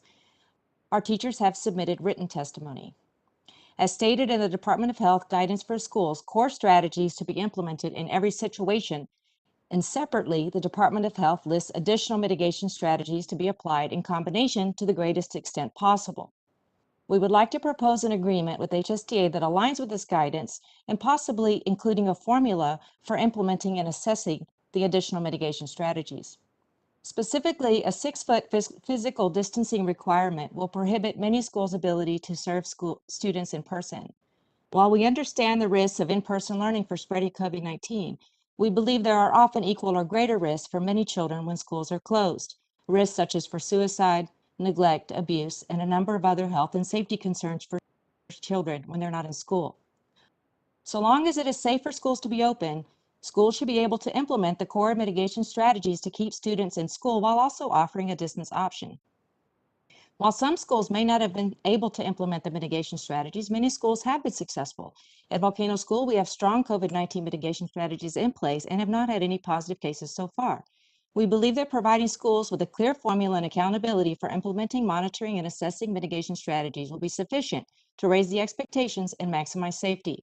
We believe the solution to enter an agreement with HSTA that aligns to the Department of Health guidance for schools both maximizes safety for students and staff while giving schools the flexibility to implement the mitigation strategies in a manner that works best for their school and community. Mahalo. Heather Mossel. Carly Kanehiro, Julie Reyes Oda, Susan Piccola Davis, Dana Moore. Heather Mosso is not connected. Moving on. Carly Kanehiro. Carly Kanehiro is not connected. Moving on. Julie Reyes Oda, Susan Piccola Davis, Dana Moore, Linda Elento, Inga Park Okuna. Julie, can you hear me? Yes, I can. Please proceed. Thanks. My name is Julie Reyes Oda. I'm a math teacher and public school mom. In addition to working in the classroom with kids daily, I'm also HSTA's Leeward chapter president. I don't have to tell you that Leeward sits in the state's hardest hit area in the war against COVID. I'm here to ask for assistance from this board and for commitment from the department. We want to work, keep schools open, and teach students. This has never changed. I'm hearing Superintendent Keith Hayashi repeat his 311 priorities frequently, but I want to hear what it means in action, because former Superintendent Kishimoto said, let the principals make the decisions, and nobody liked it when she said it. So let's not be insincere and push all the responsibility back on the schools. Superintendent Hayashi, I'm with you. The majority of the kids learn best in person, attendance is important, and we want them to graduate on time. But in your call for 311, you don't speak very much about the 1-1s. I have some numbers of my own to share. Leeward chapter leadership surveyed our members, and nearly 1,000 Leeward teachers from all 51 schools and work sites responded, and here are their concerns. Having in-person meetings when there are viable alternatives, not having coherent school procedures, with more than half missing breaks, like not being able to take lunch due to providing supervision at the time, questions about uncertainty of the process with testing or vaccinations, finally physical distancing. Out of all the schools in Leeward, it was the teachers at Waipahu High School who reported not being able to physically distance at least 3 feet as an issue, more than any of the schools in the district. Overall, teachers felt stressed and concerned about the well-being of the kids under their care and family members they go home to. They want conditions addressed like large class sizes, classroom cleaning, ventilation, and distance learning opportunities. I know these can all be addressed at the DOE return on call for bargaining on changing working conditions. In the last 7 days, I have received 5 COVID notification letters as a DOE employee and 3 as a parent. I don't know why when teachers want to talk about safety in the workplace, it's taken as a threat. But it's not only the teachers. The kids' school conditions have changed too. My son tells me he doesn't want to go to school because he doesn't want to get sick. He asked me for a vaccination, but I told him he's 8 and too young. Let us know what we can do to keep schools open and be safe. Thank you for listening. Susan Piccola Davis, followed by Dana Moore, Linda Elento, Inga Park Okuna. Susan, can you hear me? Yes, I can. Please proceed. I already know that many testimonies will attest to the reality in our schools. So let me talk about the numbers. First of all, every Friday afternoon, there's a weekly report from the department regarding the COVID cases in the schools. We get to see these reports once, and then the next week, those reports are gone, never to be seen again. However, in week 1 of the reporting data, some schools were open, and we had a total of 8 COVID cases. The second week, we had a total of 9 COVID cases. Week 3, July 31st to August 6th, there were a total of 105 COVID cases. August 3rd was the first day back to school for some kids, and the majority of schools were back by the 4th or the 5th. But it wasn't a full week of in-person learning. During week 4, when all the schools opened, we had 325 COVID cases that were reported. As the governor and Dr. Char said on several newscasts, positive cases will happen in the schools. This is worth the risk to reopen for in-person learning. There are no thresholds or metrics for closing schools. We will monitor the situation. So I stratified the data. Elementary schools had 181 cases, or 55.69%. Intermediate schools had 57 cases, or 17.53%. 80 cases were in high schools, or 24.61%. Our elementary students are the most vulnerable, but the state, they'll monitor the numbers. Please pay attention. Dana Moore, Linda Elento, Inga Park Okuna. Dana, can you hear me? Yes, can you hear me? Yes, please proceed. Aloha, my name is Dana Moore. I'm a parent and a nurse with experience in testing, contact tracing, and case investigation, vaccination, and community education. I have a 10-year-old daughter with a 504 plan. I requested distance learning for my daughter on July 23rd, a full week before school started. It's the end of the third week of school, and she still has not received any information as to how to log on or when it will start. I want the board to know that I am not the only parent in this situation. If the DOE is so concerned with academics and attendance, as well as my daughter's mental health, I ask you, why are parents like me having to wait so long to start the school year? Please question DOE's leadership and hold them accountable. This is not right. Further, it is unconscionable that the DOE moved to open the schools amid record high triple-digit cases, while hospitals are full and against recommendation of experts. I am not willing to send my only child into a dangerous situation. Schools are not capable nor are they qualified to manage safety during this high community spread. Thank you for listening. Linda Elento, followed by Inga Park Okuna. Linda, can you hear me? Linda? Hello. Hi, please proceed. Oh, can you hear me? Oh, good. Yes. Yes, aloha. This is Linda Elento. I am a parent, and I had two things I wanted to share. First of all, regarding distance learning, I was very excited to hear that there would be an option this summer that students and parents could choose. Choice is the word that I wanted to emphasize. My disappointment came when I found out CASs and principals were having to make a decision on who or who would not be able to do distance learning because there weren't that many spaces. The state has an option is what I've heard, but again, it was being limited. And parents and students need the choice, period. I had the opportunity with all my kids to be able to go to a charter school in the past. I'm delighted to see that K-12 Stride Company is being used for K through 8. They do have the option through high school, and they do have private private schools with teachers called Keystone School. Those are still options available and should be made available to our students. Choice also needs to belong to service providers or contracted providers. I do not support being required to have vaccine. Thank you very much. Inga Park Okuna. Inga, can you hear me? Inga?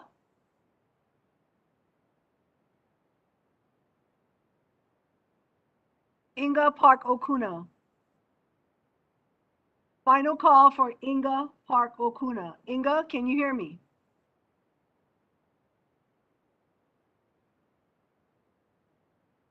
Chair Payne, that concludes oral testimony for this agenda item.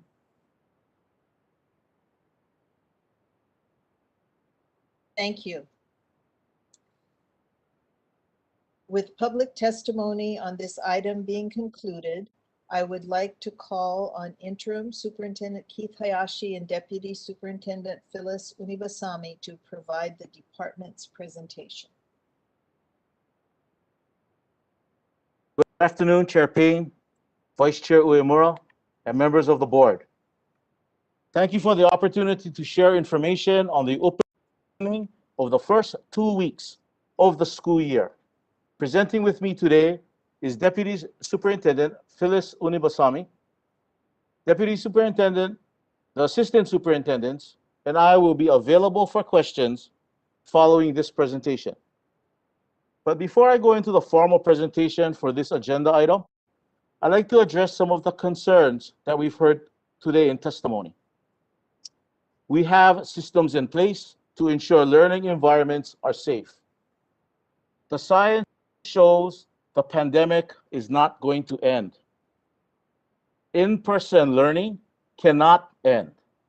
When in school, students are supported not only with instruction, but with mental health services, healthy meals, socialization with teachers and peers, and other learning activities.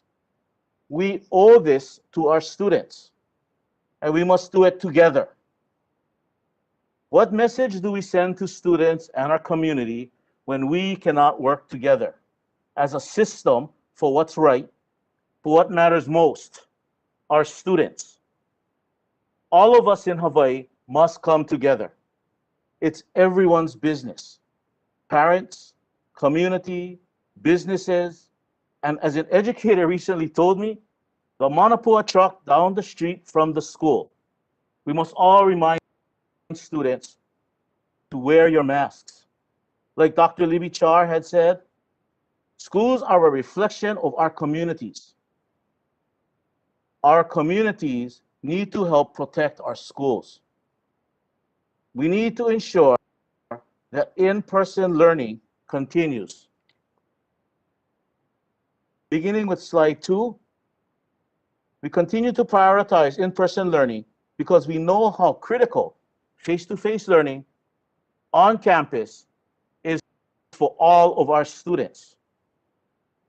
At school, it's again, students receive not only instruction, but access to mental health services, healthy meals, socialization with teachers and peers, after-school programming, and extracurricular activities. We're just about 2 weeks into the new school year. It has been refreshing to see the enthusiasm and energy at our schools. I was able to visit a few of our campuses on Kauai and in the Central District. Impressed with the incredible work our schools are doing to ensure students can be back in school learning safely.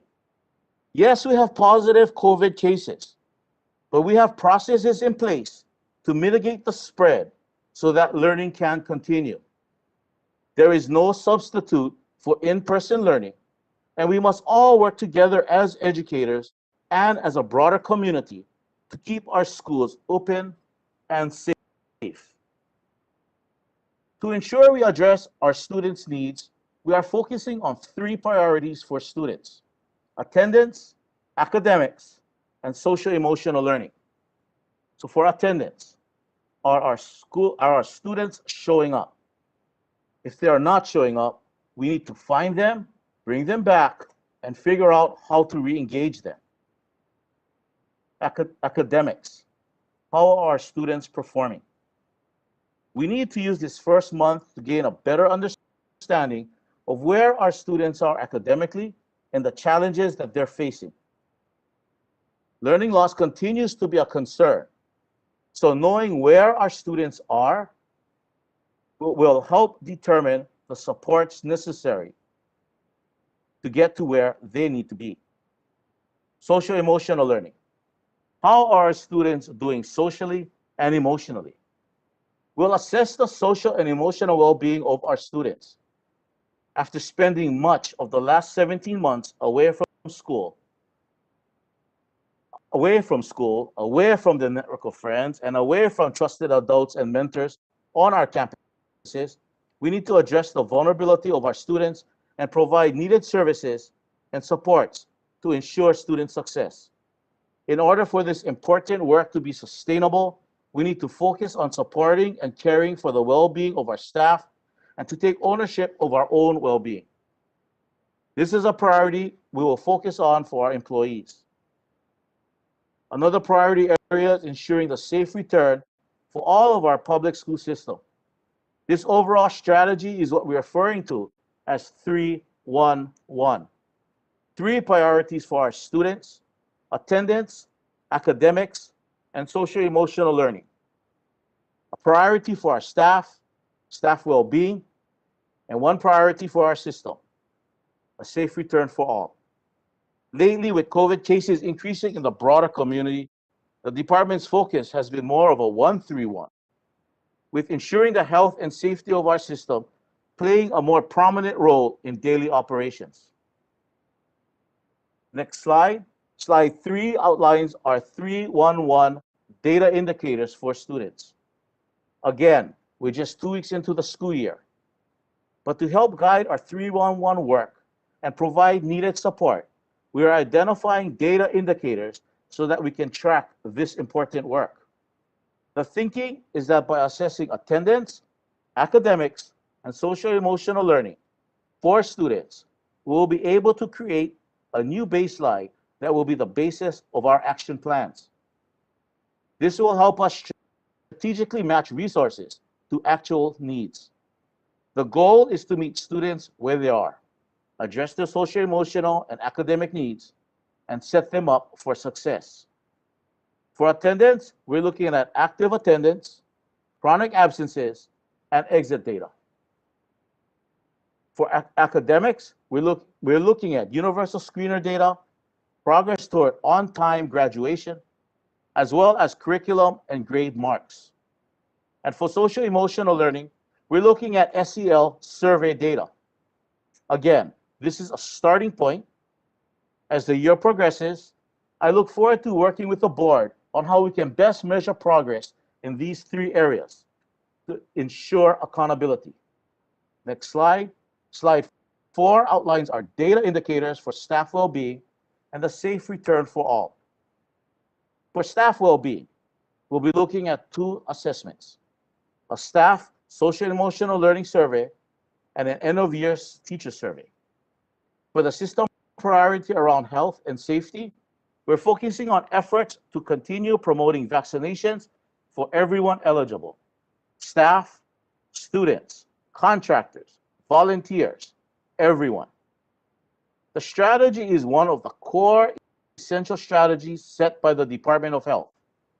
DOE staff were prioritized for vaccine as frontline essential workers at the start of 2021. Soon after a vaccine was approved for adolescents 12 and older, the department began standing up school-based vaccination clinics in early May to make access as easy and convenient as possible for students and their families. In partnership with the Department of Health and health service providers, we've since hosted 138 DOE school-based clinics statewide, including one at Barrington High School and another at the Hawaii School for the Deaf and Blind today. Our elementary schools stand ready to begin hosting clinics once a vaccine is approved for younger children. Another layer of protection is embedded in Governor Ige's vaccination and testing program for state employees, which was announced on August 5th and put into effect on Monday, August 16th. Our Office of Talent Management and Office of Information Technology Services developed and stood up a new system to ensure we can comply with the mandate. We announced last week that all HIDOE employees will be required to be tested weekly for COVID-19. If an employee can certify and provide proof of full vaccination, the employee will not be subject to the weekly testing requirement. This requirement applies to all Hawaii Department of Education employees, including salaried and casual hires, substitutes, and volunteers. Again, this is a testing requirement, not a vaccine mandate. Therefore, there is no religious exemption for testing. If an employee has a health concern with weekly testing, they can reach out to an equity specialist at our Civil Rights Compliance branch. To comply, employees will need to upload their attestation and documentation to our Electronic Human Resources System, or EHR. A supervisor needs to approve the submission. Initially, we were working towards an August 23rd deadline for the first test results or proof of vaccination to be submitted.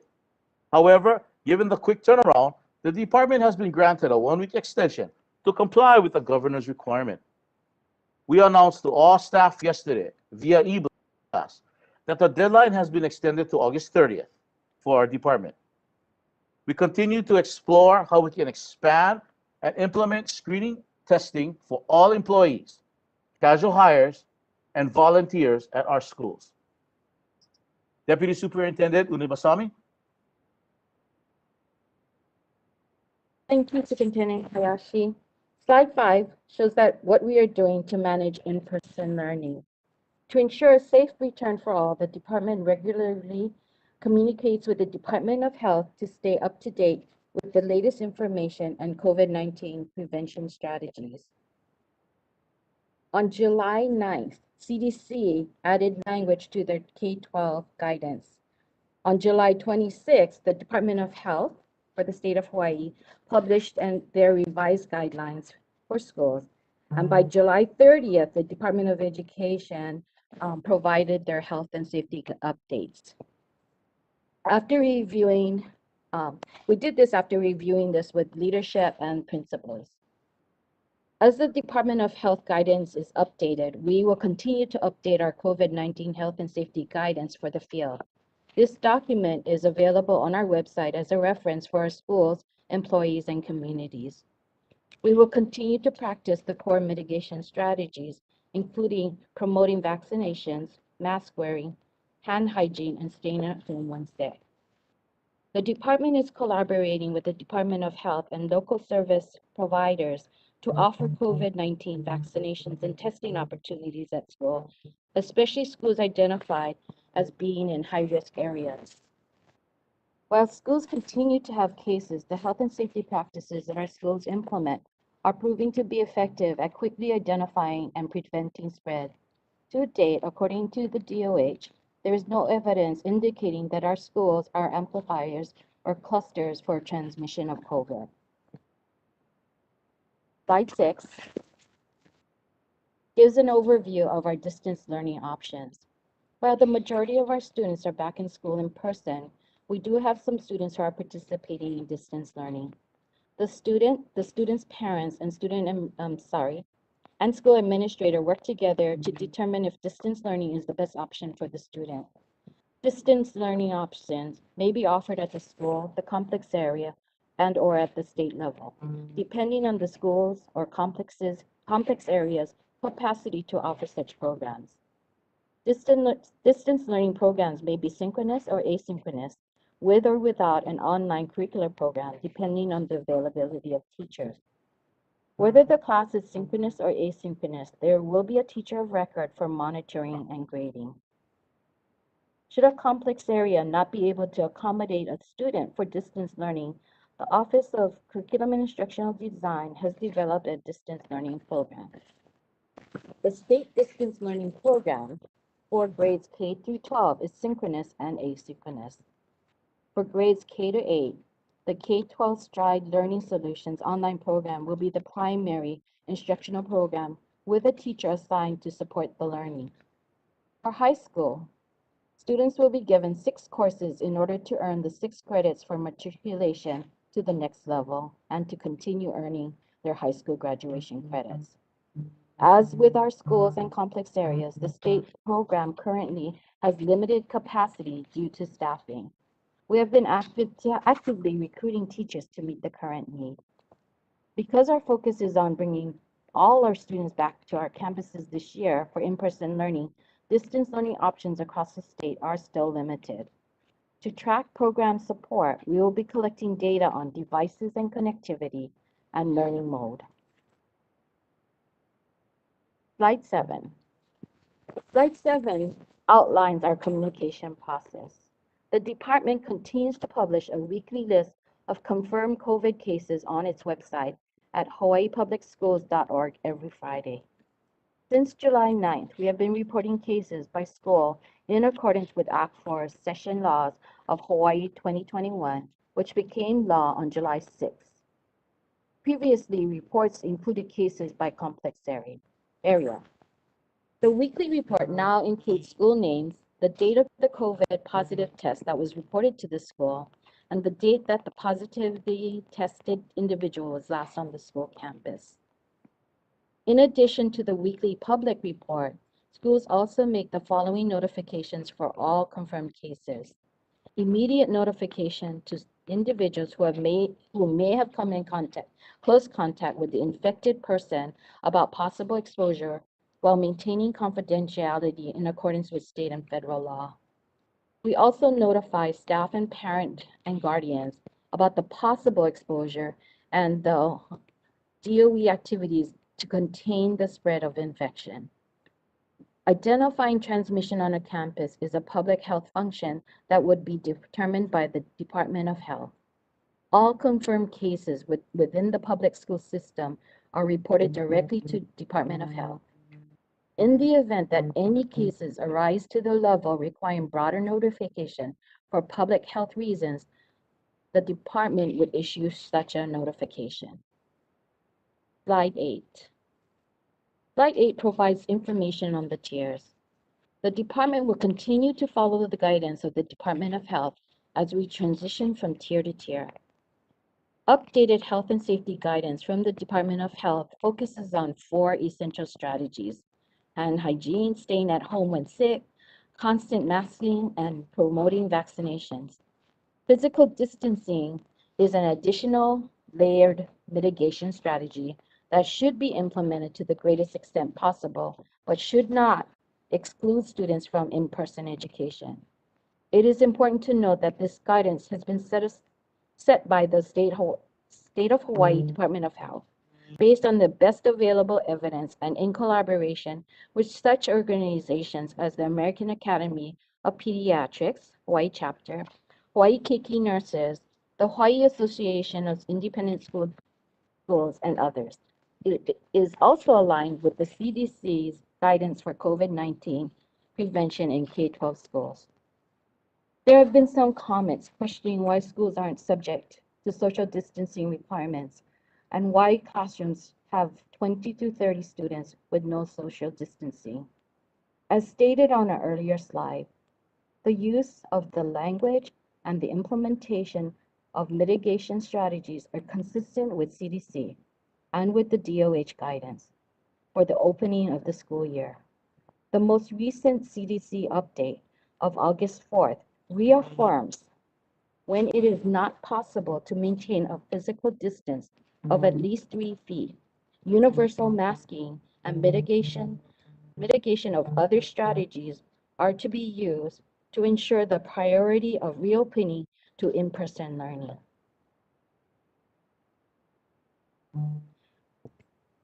As the situation for Hawaii changes, the Department of Health guidance will be updated, and we will revisit our current protocols to see what adjustments need to be made. We will continue to prioritize in-person learning and will do what's necessary to ensure our schools are safe for our students and staff. We are committed each day to keep our schools open for our students who need us to support their learning, their meals, their services tied to mental health and childcare. Education is vital, which is why our staff were deemed essential workers from the onset as we assigned the entire staff, custodians, front office workers, teachers, administrators, anyone who worked in the school and interacted with students. We prioritize them for vaccinations, and why it is important for us, for our school to be the last to close and the first to open. Thank you, Superintendent. Thank you, Deputy. I agree that education is vital. Education is much more than just academics. Our school provides our students with much needed supports and services, as well as activities that allow our students to learn and practice the skills they will need to succeed as adults. Such activities include student athletics. Slide 9 focuses on student athletics. Another layer of protection we've put in place is a requirement for vaccinations for student athletes. On August 4th, we announced that all student athletes, athletic staff, and volunteers will need to be fully vaccinated by September 24th to participate in school-sanctioned athletic activities this school year. Given how important sports are to our students and families, the department wanted to do everything possible to ensure that athletics remain accessible.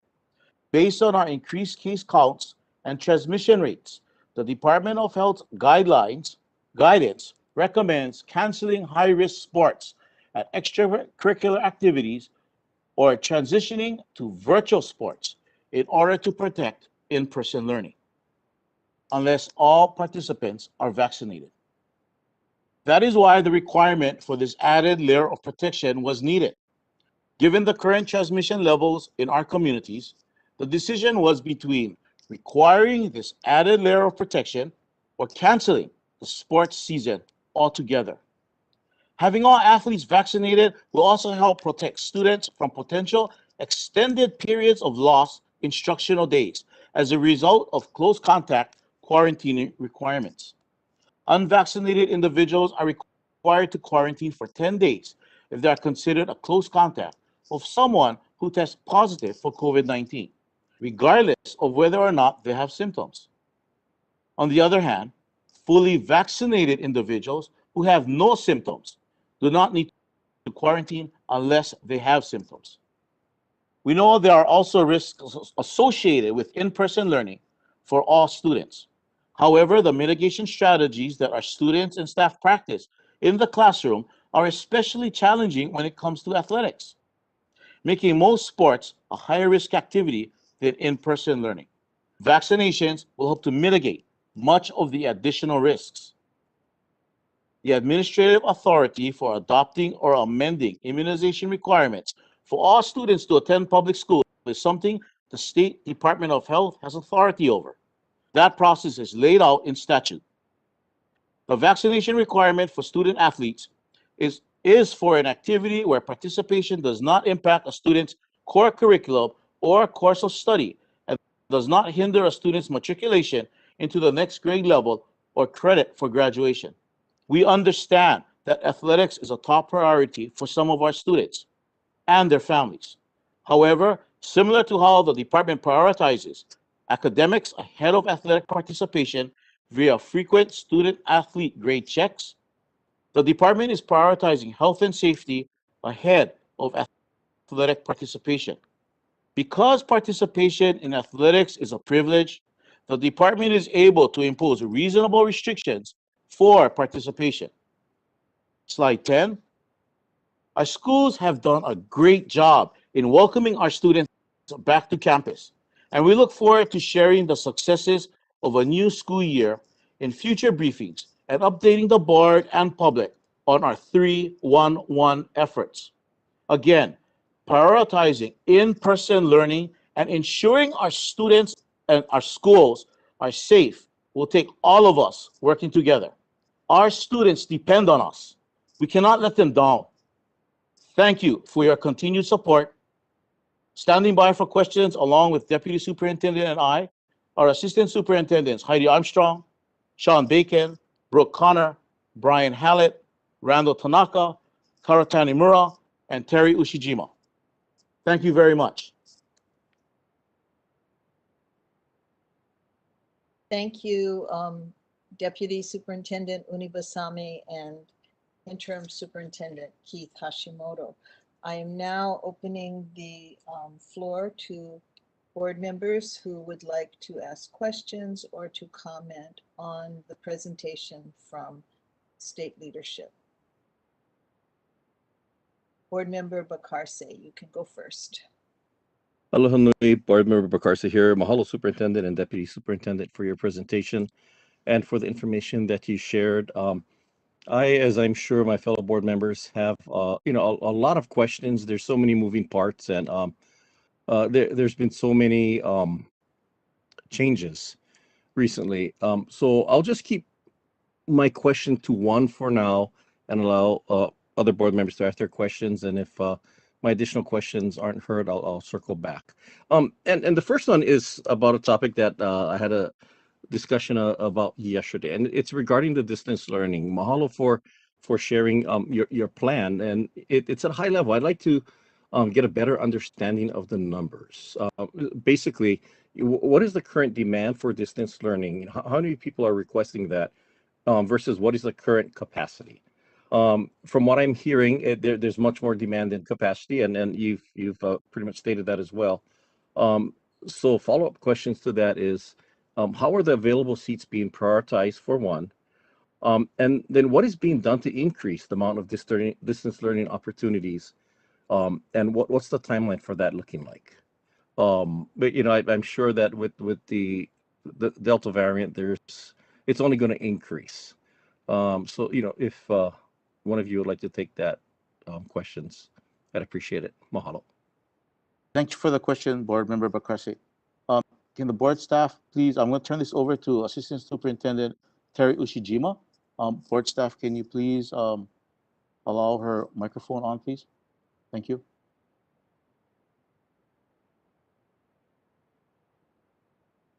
Good afternoon, Board Member Bakarsi and other members of the Board of Education. So for our distance learning state level distance learning program, the current referrals that we have as of today is 660 students. And of those, we have been able to provide spaces or seats for 450 students. And we have 245 students currently on the waiting list. To increase the opportunities for students, we have been working to increase the number of teachers so we can provide more seats. And we are anticipating to provide more classes as our teachers are able to come on board. Just yesterday, we were able to add 3 more classes with teachers that we were able to secure. We are anticipating next week, August 25th, to begin 3 more classes. And following that we have a pending class that we are looking at starting on August 30th. Many of our teachers have been new hires from out of state. So we've been very fortunate that many have been able to relocate within a week or 2. So that accounts for some of the lag time before we're able to invite students to the program and start them off. Right now, we're also continuing with our interviews. In fact, I have a couple interviews tomorrow and waiting on confirming a teacher for hire for one of our elementary grades. So that's kind of where we're at this time. Mahalo. I wanted just to follow up a little bit. So I'm assuming that 660 referrals means that there's 660 requests, 660 students across the department that are requesting distance learning. Just wanted to clarify that the number seems a little low based on what I've been hearing in the community. Yes, those are the number of referrals that we've received for our state distance learning program. Our Infinite Campus data indicates that there's about 2,315 students. That's the latest number as of today that are marked for distance learning. Oh, okay, Mahalo. That is really helpful. That sounds more aligned with the numbers that we've been hearing about. So, with the new classes opening, what's the timeline to meet the current needs, those that are waiting? And then the other question that I had also asked was, how are the available seats being prioritized? Mahalo for your answers. So the timeline basically is we are doing our best to hire teachers as soon as we're able to and open up the seats as quickly as we can. In terms of how are they prioritized, we receive for our state distance learning program referrals from the schools, and it's on first come, first serve as we are filling the seats. We have a process in place where the referrals are time stamped and those are prioritized as we offer the openings. Mahalo nui for those answers. And it's a hard thing. I really appreciate that, how hard it is. And first come, first serve, although it may seem the easiest and easiest way to prioritize, I oftentimes worry that the ones that need it the most might not be the ones that have the the abilities to jump on and be the first to come. Another question I had, as you're mentioning that you're hiring new teachers as much as possible. Are all of these teachers moving to Hawaii to work here, or are there ways to allow them to reside in the mainland if they're qualified in this field and to be able to teach remotely? Yes, that's a good question. Currently, the teachers need to be in state in order to be hired, and they're unable to begin their first day unless they are here physically in state. We have Assistant Superintendent Sean Bacon available if you have more specific questions about that portion. Mahalo, I'm just trying to get a better grasp on it. So I'm guessing there's no exceptions to that, but it seems to me that, especially during a pandemic and the economic, crisis we're in, that possibly changing that would create more opportunity for our students to get highly qualified distance learning remotely. So thank you for answering those questions. I yield the floor. Thank you. Board Member Voss, go ahead. Thank you, Chair. Superintendent, I support the continuation of in-person learning, and I appreciate the efforts that you and school leaders have done to make that happen. I have what I hope are 3 real quick questions, and then I'll yield the floor to other board members. First, if you know, what is the approximate percentage of teachers and staff at the school level that are currently vaccinated?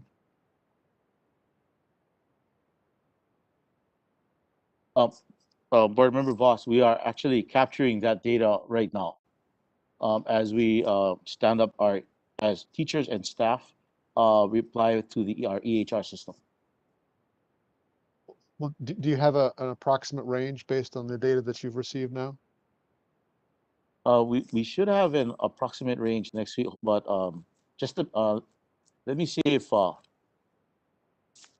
right now we have 14,330 vaccinations have been reported.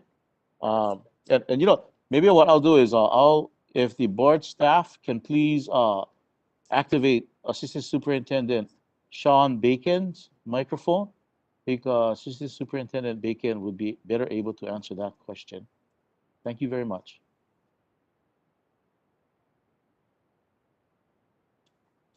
Thank you very much. We have been capturing some information as the data has been coming into our EHR system. Currently, right now, we've had about 14,300 people that have submitted their vaccination information. And as of right now, of that 14,300 people, 11,100 have indicated that they are fully vaccinated. So, Sean, that looks to me, just doing rough math, in the neighborhood of a little over 70%. I'd have to get my calculator out, but I think you're probably close, yes. Okay. Thank you for that, Sean. Superintendent, my second question is, as I have read the daily reports, it appears to me that at least as of now, there's no evidence of clusters of cases among students at schools. Is that correct? Yeah, thank you for the question. Yes, that is correct. In working together with our partners at the Department of Health, currently the law under the law we are required to report the date the case. We take into account the date the case was reported and the date the person was last on campus, and we take those 2 dates. If it exceeds 48 hours, then we would count that. As of the last 6 days, as of noon today, we have had 379 cases on campus. Cases, I'm sorry, including both students and adults. However, when we take into account what the law requires, 330 of them were not on campus during infection, which leaves 49 students and staff in the last 6 days that were on campus in the period that we're required to collect. That's out of over 200,000 students and employees. So as these numbers would support that we do not have spread or clusters on campus, and we have not heard anything from the Department of Health to state otherwise. Thank you. Thank you, Superintendent. That information is very helpful, and that's that information is a tribute to the efforts that have been made by people at the school level. My last question relates to the allegations we hear at press conferences that the department is not listening to concerns of teachers and staff at the schools, and I don't know what's true or not. But if you could please address that, what is the department doing to gather workplace safety concerns or issues from those who work at the school level? And relatedly, is the department open to adjusting procedures depending on what that feedback is? Yes, thank you, Member Voss. Our area superintendents have been very active in touching bases with their school principals, and school principals have been working extremely hard in working together with their teachers and their staff to ensure safety at our schools. If there are cases where things do happen, those situations can be brought to our attention through the proper channels, to the principal or through the area superintendent. But as of now, as I shared, our principals and teachers have been working very hard, and our staff have been working very hard to ensure the safety. And based on the numbers that I shared, that really demonstrates their and supports their efforts, but demonstrates that our mitigation strategies are indeed working. When we look at those 5 core strategies, or 4 core strategies in terms of vaccination, staying home when you're sick, and be sure to mask, and hand hygiene are very important. So, thank you to all of our hardworking DOE employees at all levels. Thank you, Superintendent. I appreciate that. And, these dueling press conferences that we've heard in the last couple of days, in my view, that they're just not productive. I mean, they just confuse the public. And, clear, consistent communication among all stakeholders and the kind of disclosure of information that you've given just in the answers to my questions, I mean, that's the key to avoiding misunderstanding. I yield, Chair. Thanks. We have Vice Chair Uemura, followed by Board Member Arakaki. Thank you, Chair Payne. Thank you, Superintendent Hayashi. Just a couple of questions on distance learning and the other on just opening of schools. Is there an established scope of distance learning? To be more specific, does the distance learning teacher only assign work, or do they provide face-to-face assistance if the child needs it? Thank you very much for the question. Board staff, if you can please activate Assistant Superintendent Terry Ushijima's microphone, please. Thank you. Aloha, Board Member Uemura.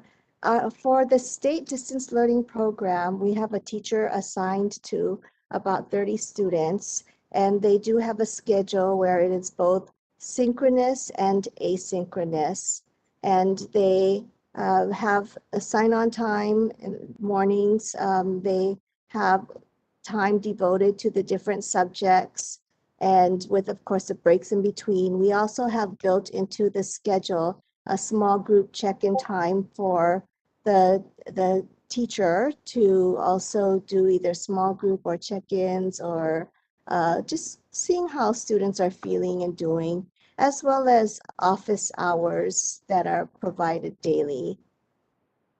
So wondering if Okay. that answers your question. Yeah, so just let me kind of restate what you said. So are you saying that basically then that in addition to the teachers assigning work, they are able to provide face-to-face assistance, but all of this is in scheduled time slots, is that correct?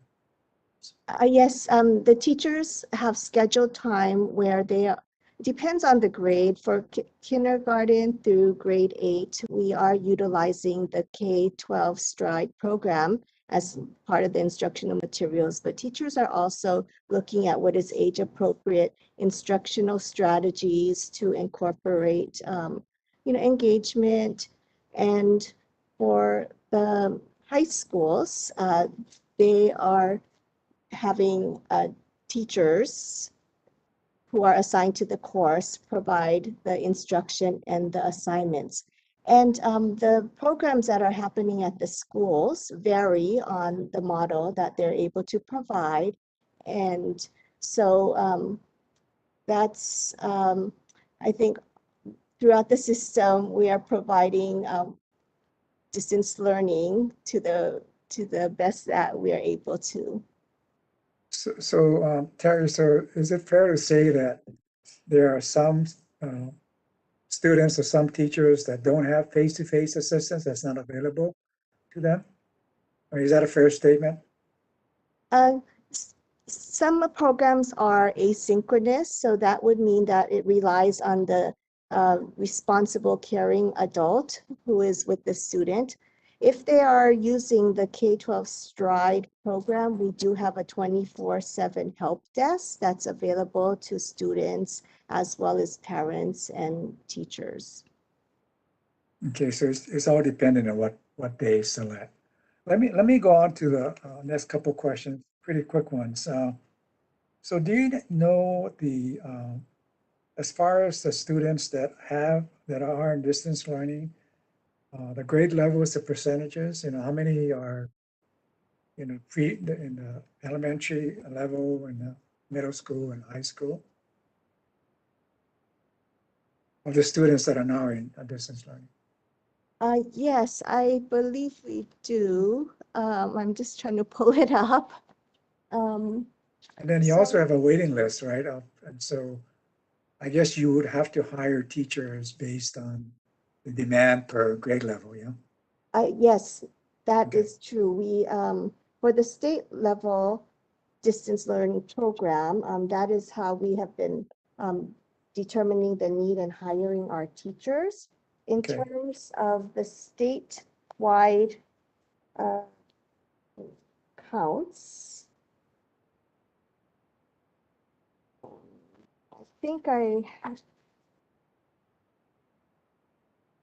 yes, I think for the individual schools, we would have to provide the counts for you by grade level. I have it at this for the state level program, but for our the distance learning in the schools, we would have to get that information for you.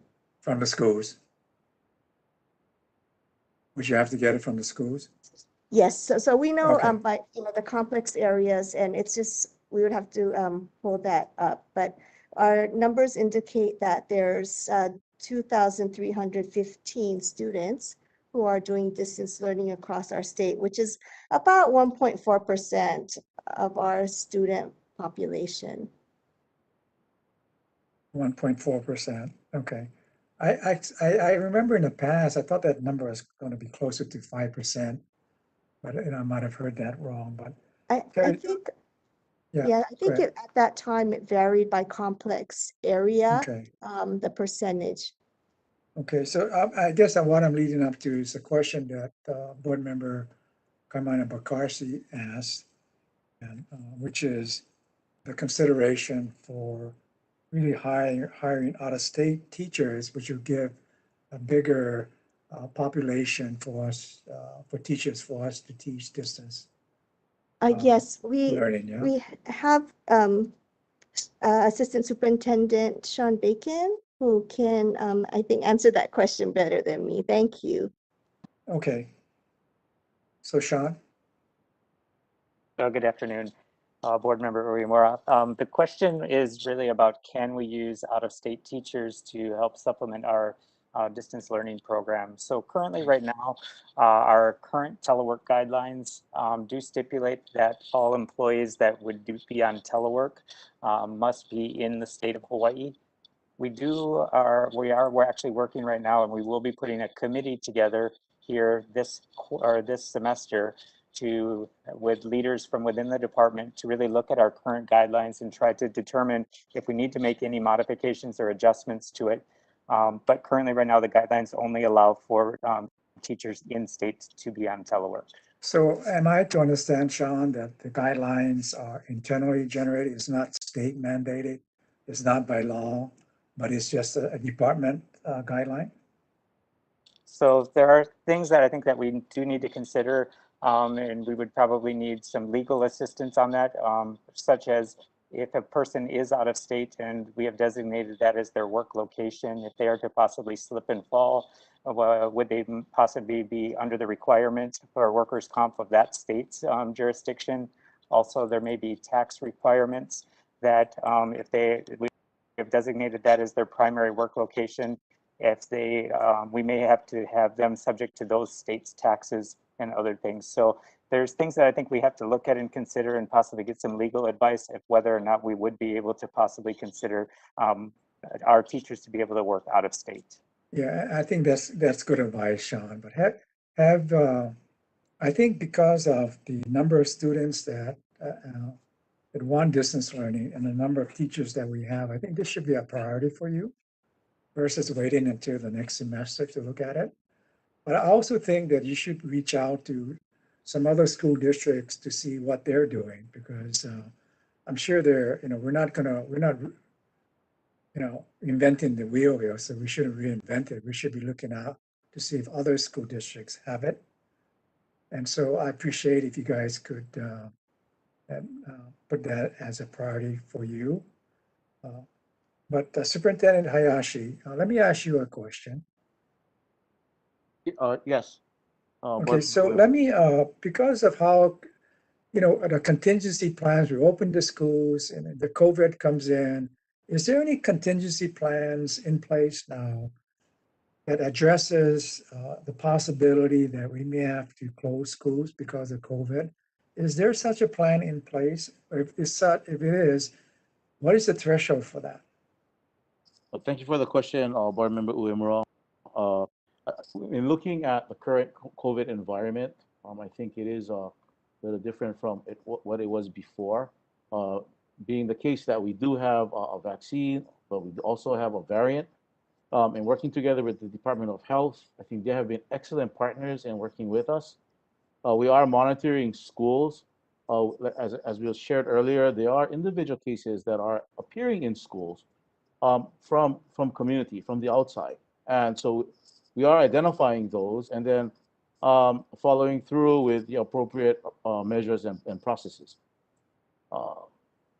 In terms of looking at closing any schools, again, we will defer and work in cooperation with the Department of Health, as they are our key partners, and as the board has also shared that they are the medical experts, and we will defer to them in looking at any of those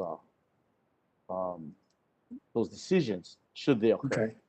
Yeah. So if I can rephrase what I think you're telling me, basically there is none right now, and that maybe it's premature to look at it, but you are going to rely on Department of Health, CDC, so whether if the COVID cases at a particular school or complex gets out of hand, you may be looking at closing schools or converting them to strictly distance learning. Is that possibilities, options out there like that?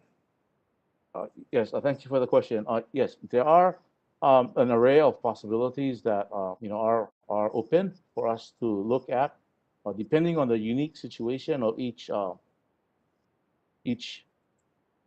potential situation.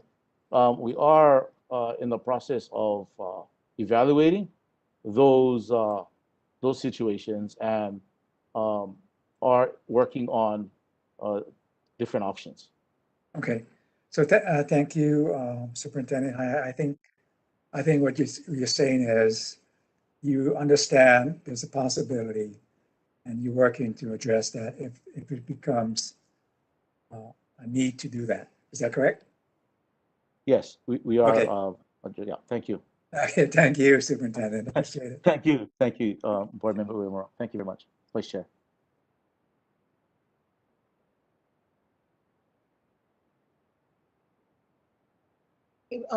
We have Board Member Arakaki, followed by Board Member Asher, followed by Board Member Fallon. Thank you, Board Chair, and thank you, Superintendent Hayashi, Deputy Superintendent Uesami, and all the assistant superintendents that are on this meeting. You know, being old school, just to be able to hear your voices and to hear your updates is very important because you know, with the new generation of this situation, with everything being online, and even for many community parents and others to hear what you folks are saying is so refreshing. And you know, my question is that, you know, communications has been a big component of the DOE, and you know, formerly being with the DOE, your communications department has always provided the needed support for schools when things come up.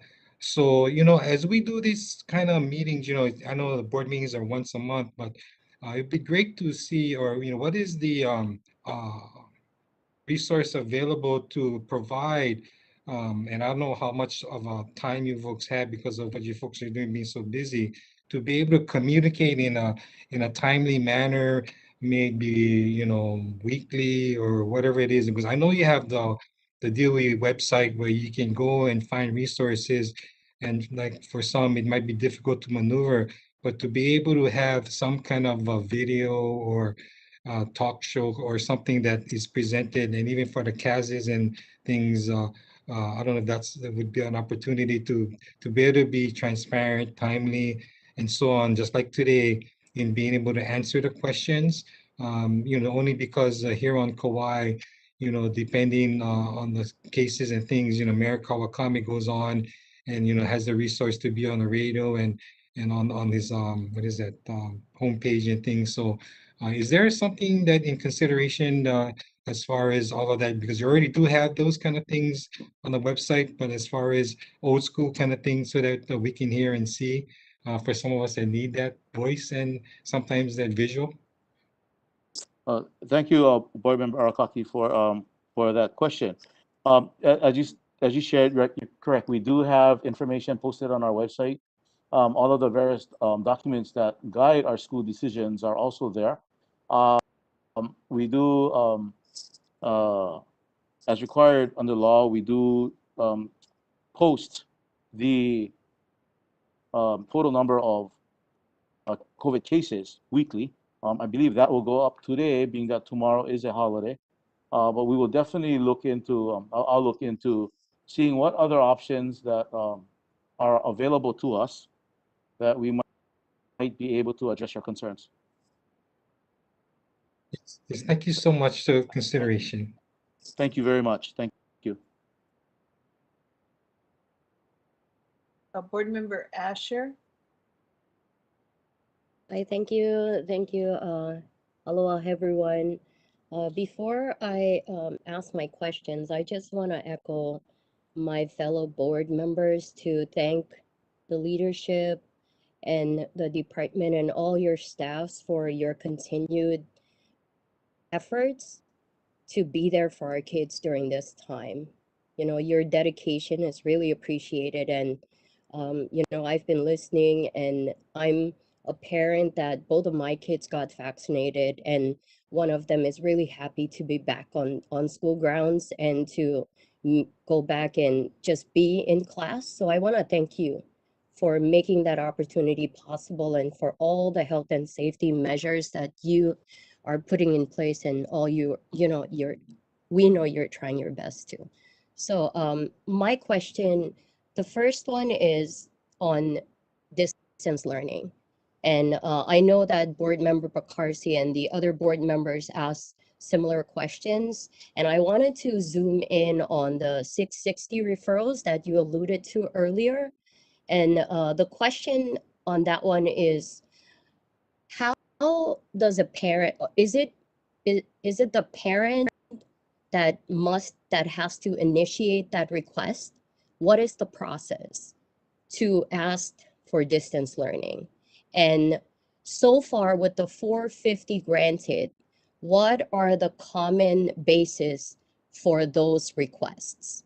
And then for the ones that did not get it, why were they not in the 450? Is it really just first come, first serve, or are there other indicators and factors that the school has to consider in order to grant that? And further to that,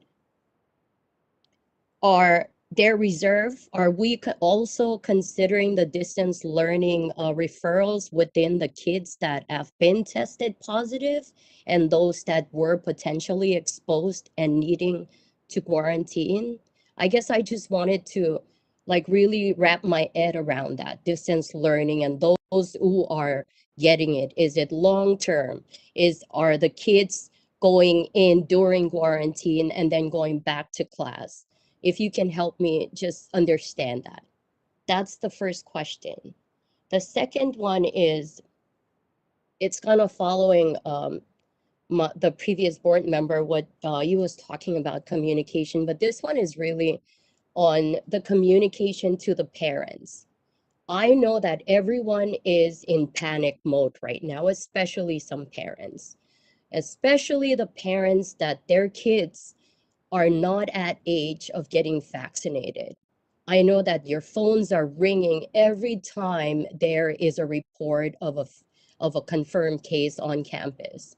So my question is, what is the communication that the schools have in place to send that message to the parents?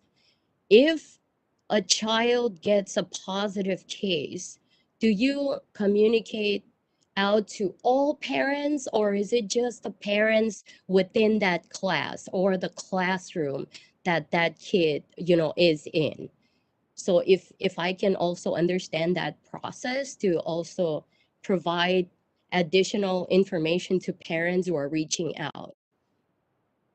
And the last one is not a question, it's an appeal.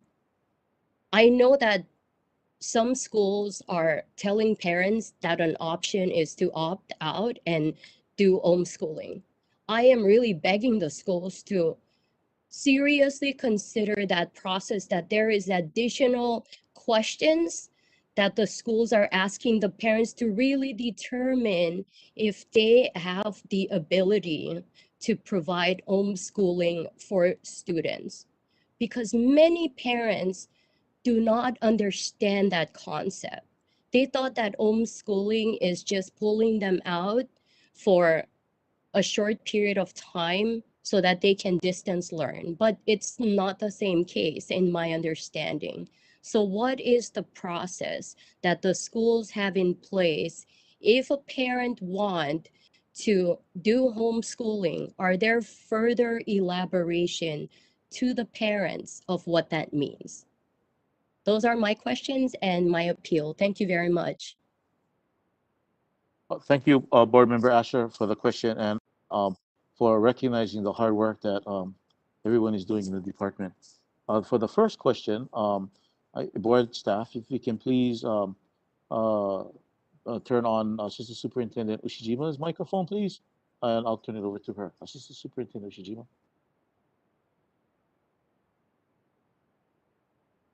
Aloha, Board Member Asher. I'll answer the first question. So the process is a parent usually makes a request to the school, and the principal or the principal's designee works with the family and really looks in terms of what might be most appropriate for that student. And they look at academic, social, and emotional I guess they look at how the student has maybe done previously, their attendance, information that they might have available to make that determination and referral. And that referral would then determine whether or not that might be an appropriate way for the student to receive their instruction. And they would look at whether or not there's a school option or a complex area, or possibly even a referral to our state distance learning program. I think Assistant Superintendent Armstrong will answer your next question.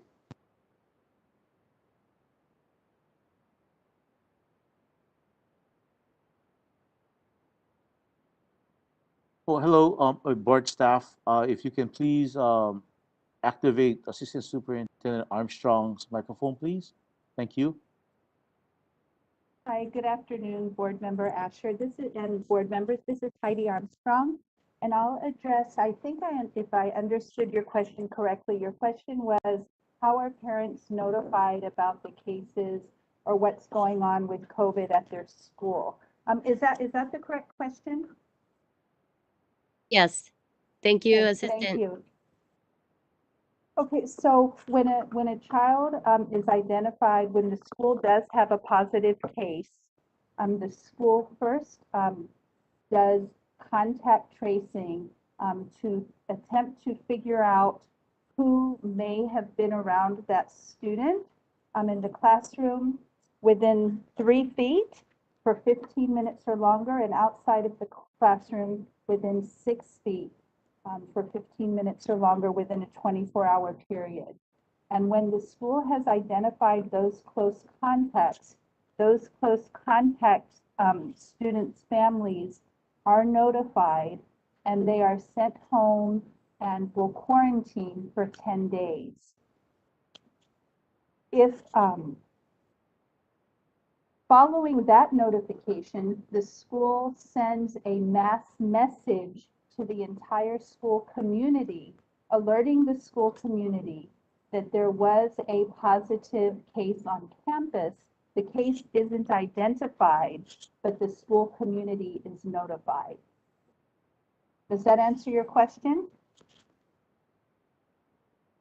Yes. Yes. Thank you.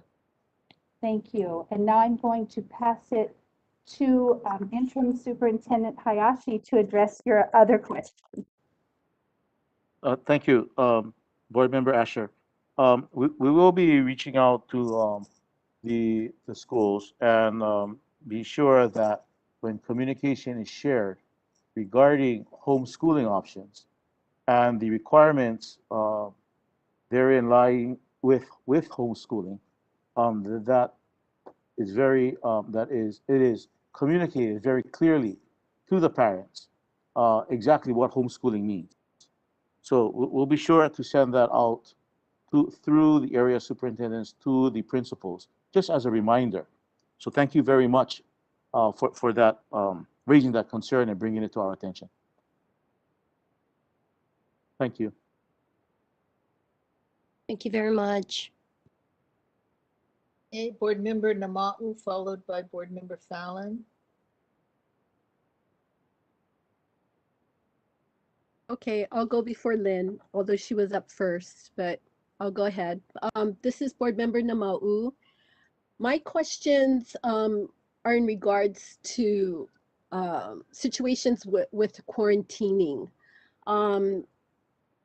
I do know that there are some schools or some classrooms rather that have been reported here on Maui, for example, that children have been sent home because there have been a COVID case in their presence. So these children have been sent home for at least 10 days, possibly up to 14 days. The entire class has been sent home. So I'm asking if you folks have got a systemic approach to how you go about making this happen in the classroom itself, in terms of what do we do for these children when they are sent home? Is there some kind of method of of instruction that the children are receiving when they're sent home? Do you folks have plans, or do you just leave it up to the schools to figure it out? Or do you have some kind of a way to present this to all the schools and how to go about reaching out to these children?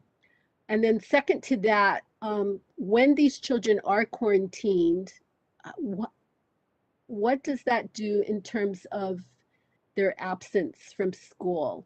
Is that considered an excused absence? Is that part of, it does become now a part of chronic absenteeism? I mean, how are you calculating all of that? And especially if it were to occur, you know, not just once, but perhaps we might see this multiple times throughout the year with particular classes. If you could answer that, I'd appreciate it.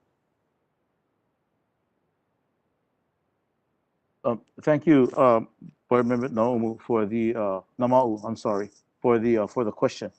As the first question, actually, I was talking to a couple of principals yesterday, and in looking at what kind of learning opportunities are there for teachers, for students who are on quarantine. And you are absolutely right that it is 10 days if they are close contact, and that the learning would range. There's an array, and from packets, learning packets that are sent home, to assignments that are given to students through Google Classroom. So looking at both synchronous and asynchronous type of assignments that students are engaged in with their teachers. In regards to your second question about students who are absent, who are not in class because they're quarantined, but they're quarantined at home, they're learning, still connected with their teacher, so they are not marked as absent.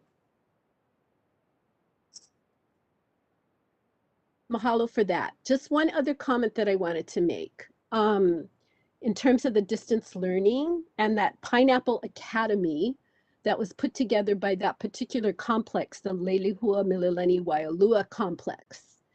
I just want to commend you folks for being a little bit proactive and probably, you know, figuring out something that you recognize that there might have been that you needed to create something in terms of distance learning and provide that for your students in your complex. So I really appreciate you folks for making those kinds of efforts. And I wish that more complexes could be as proactive as you folks have been in making that happen for their students. So I just wanted to give you folks a shout out for that. Mahalo. I yield. Chair Payne, may I just say one more thing? I'm sorry, this is Keith Hayashi. Board Member Namau, thank you very much for recognizing the efforts of Lelihua Mililani and Wailua's complex area. Thank you very much for that. One more thing, as I'm looking through my papers here, I need to correct myself. Currently, students are marked as excused as absences if they are on quarantine. However, the Office of Strategy, Innovation, and Performance, OSIP, is looking at talking with the vendor to find out if we can actually create a situation where the students are not counted as absent because they are actually engaged in learning. So I misspoke earlier. We want to get to that point, but we're currently working on it. Thank you. Thank you, Keith. I apologize, Lynn, for getting people out of order, but please go ahead. It's okay. I'm the oldest, so beauty and wisdom before age. Anyway, I just, Keith, first of all, I really like 311 because it's easy to remember, and you know, that's very helpful. So I want to thank you for that strategy for communicating information. I know you're in the process of adding detail to it. I wanted to, so as part of the 311, I wanted to focus, and it kind of, the timing is good. I look at the area related to attendance. How is attendance going? Overall, statewide, our numbers are down. You know, within all grade levels, I believe, except I'm looking for my paper right now. I think it's yeah, all of our numbers for 21 to a majority of them are down, and looking at 95% attendance rate as a benchmark, that as a department and all grades that we want to attain, grades 1, 2, 3, 4, 5, 9, and 10 are either 90% or grade 9 is currently at 89%.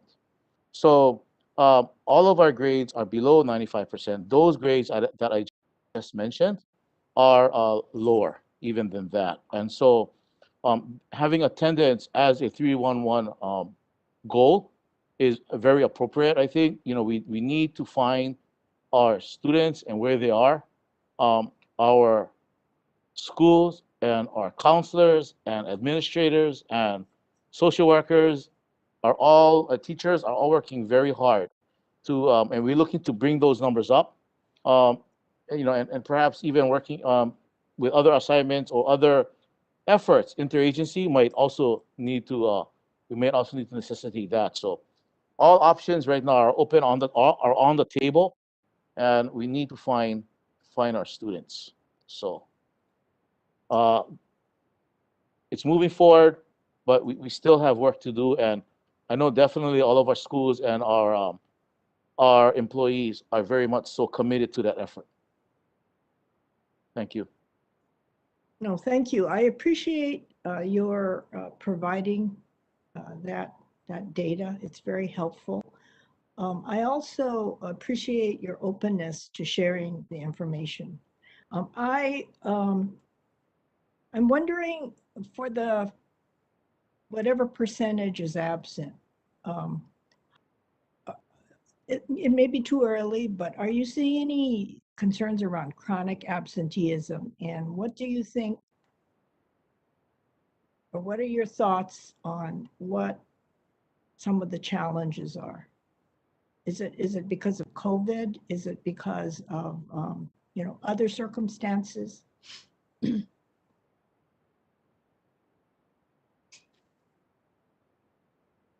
Well, Board Member Fallon, thank you very much for the question. We are definitely that's one of our one of our indicators within attendance is chronic absenteeism, and I believe it is when a student reaches 10 or 15 days in being absent is when that that indicator, when it's indicated for that particular student. And we are hoping that as we work on attendance, and part of attendance is that we're looking at attendance, part of that is also engagement. And so it's, you know, we don't believe that it's enough just to look at the number, but also to look at what we're doing and the work that the teachers, hard work that they're doing in the classroom to engage students in meaningful learning. And as we do that, you know, we will bring students back to school. And at the same time, we'll also be able to address the other two indicators in the three, not only attendance, getting our students back, getting them engaged so that they're coming to school, but at the same time, ensuring that we're addressing their academic needs as well as their social emotional needs. So it is a total wraparound support for our students, but definitely attendance and chronic absenteeism is an indicator that we can flag right away and get our counselors and our support staff there to support students. Thank you. Thank you. So I guess if a student is in quarantine because of contact, currently they're counted as excused. that what, is that correct? Yes, I believe so. Yes, they are counted as excused. So it's not counted as an absence, they're counted as excused because it- they are it- receiving school support. Right, it is counted as an absence currently. We are looking at though, working with the vendor to see if we can get that adjusted because the student is still learning, right? I think though, if we had to, I think though that's still okay in the process though, because it's better to flag students early. And if I think a student is chronically absent or absent, that would, as teacher or counselor, I would definitely look into that situation versus the other way around. So I think it's okay. It'll flag us earlier if we need to, but the main thing is that we get the supports in for our students. So to answer your question, it is counted as an absence. We are looking at how we can work to indicate that it is a student is not in school but learning as a result of quarantine. Thank you. Thank you. I yield. Thank you. Board Member Arakaki. Hi, Superintendent Hayashi. Thank you for the great information. Just a question that came up to my mind is, I know Hey Coalition, Sharon Nakamura presented some good ideas as far as, a process as far as how do we address questions that come up. So I think one of the questions is, somebody mentioned hotline. So, with this contact tracing and parents getting letters and, there's information on the website. Is there a hotline where you can actually people can call to specific questions that are being asked, today, and not to inundate, everyone at the schools and things? Would somebody be able to have some kind of procedure or process or hotline that could help with addressing the questions and anxiety that may come up if they receive some kind of information that is, maybe, startling to them? Yes, Board Member Arakaki, that's a really good question, and I am going to pass it over to Assistant Superintendent Armstrong. Board staff, if you can please activate her microphone, please. Thank you very much. Hi, good afternoon, Board Member Arakaki. Thank you for that question. Fortunately, we have a terrific partnership with the University of Hawaii School of Nursing, and our Hawaii Keiki nurses staff a health hotline and telehealth for our Hawaii DOE students. From May 1st to July in 2021, the Hawaii Keiki Health Hotline was accessed most often. Those were their busiest months. They took 502 calls from our community to answer questions related to school entry requirements, school reopening questions, health information, available health services. They questioned what DOE resources were available. They did have school-specific information about health programs at the school. And so fortunately, the line remains open. And I am very happy to share, if anybody has questions and would like to access the hotline, they can call 844-436-3888, Monday through Friday between 8 a.m. and 4 p.m. and receive answers to any pressing questions that they have. Thank you. Thank you, yes, Armstrong. I remember that, and glad to hear that the hotline is still open. And as we continue this surge and things that may be happening in preparation of more out there, then how do we expand, with the ability for them to be able to service and answer our public. Thank you. I yield. Thank you. We have a comment or a question from Student Representative Kyla Muso. Go right ahead. Thank you, Chair Payne. Aloha, Superintendent Hayashi. I don't have a question, but I would like to comment that students do understand that there are potential risks in attending daily in-person learning, and depending on each school, COVID cases do vary. But the benefits students receive from coming to school are highly present, like you mentioned. and as they're able to get more of a well-rounded education than they could achieve online. The department's decision to create a distance learning option is very much appreciated for those who are still not comfortable returning to campus. And with the rise in COVID cases, it is nice to know that the department is trying to find ways to expand distance learning options for schools across Hawaii while trying to find adequate staff. Of course, there's always room for improvement when trying to enforce COVID safety guidelines, but we also recognize that teachers and administrators are trying their absolute best as we transition into this first quarter.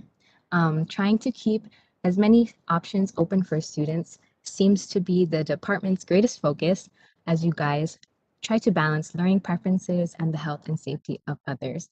But in closing, from a student's perspective, we are greatly appreciative for all you are doing for the benefit of our education. Mahalos. Thank you, Student Board Member Muso. You know, that we really thank you for that. You know, your voice and the voice that you represent for all of our students is very critical, and it means so much to us. So thank you for all of the work that you do, and for all of the representatives at all of the schools and continue to share the voice of students. So we really look forward to continuing to work together with you. Thank you very much. Mahalo, Superintendent. Thank you. Pardon me. Are there any other board members? I see Board Member Arkaki, your hand is still up. Do you have anything else you'd like to say? Or is your hand Sorry, still- I'll put my hand down. Sorry. Okay. Are there any other board members? I've been listening for my questions and I did hear several of them already asked, but I still have a couple. So I'm going to ask them. And if anybody else has anything they'd like to ask, be sure to just raise your hand and I will call on you. But one question might be more for Sean. So if his mic isn't on, turn it on, because I was wondering, as you're hiring teachers for distance learning, are we looking within our own ranks, because we have so many teachers that really did develop a lot of skills, and I'm wondering if there is a consideration for allowing existing teachers within the system to transfer to the state distance learning program, or is that not a possibility? Chairperson Payne, thank you very much for that question. I think at this point right now, you know, we had considered that option of looking at the schools and having teachers come from the schools, but we didn't want to leave a void at the schools at this point right now by taking somebody out of a school and putting them in the state program. So we were really trying to see what we could do to try to avoid putting any additional strains on the school at this point right now. Okay, this next one might be for you too. I am not sure, but I heard the numbers of confirmed vaccinations, people that have put their vaccinations into the system. Was that teachers, or was that a number that's just all DOE employees? So that is all DOE employees. That it can be any of our salaried employees and also our casual employees. So currently right now that number continues to increase minute by minute as additional people continue to put applications in right now. I know that Board Member Voss had mentioned earlier that it was approximately 70%. I got my calculator out and I checked. It's 78% is where we're at right now. So hopefully that information helps. So 78% of all the DOE employees are fully vaccinated. No, 78% of the amount of applications that we've received so far. So currently right now, like I had mentioned, we have received approximately 14,300 people that have indicated their vaccine status at this point right now out of all of our current employees. So we have approximately 25,000 salaried employees, and then we're approximately another 20,000 casual employees. So we're about a third of the way there on capturing all of the data at this point right now. Okay, and then how are we going to monitor the testing of the people who are not fully vaccinated? Or that's not a choice, they have to be fully vaccinated? Is just to be really clear on the policy? No, good question. So we have a testing policy, so or a testing requirement is what I should say. So if they don't want to be subject to that weekly testing requirement, they can show us if they are fully vaccinated, their vaccine status. But what occurs then through our EHR system on a weekly basis, they must upload their current test results. So their test results are good for 7 days from the date that they took the test, not the date that they uploaded the test, but the date that they actually took the test. It's good for 7 days from that point. So they need to continually update that. We are working on reporting functions for our school administrators and our state office directors to be able to pull reports so that they can monitor the status of their employees.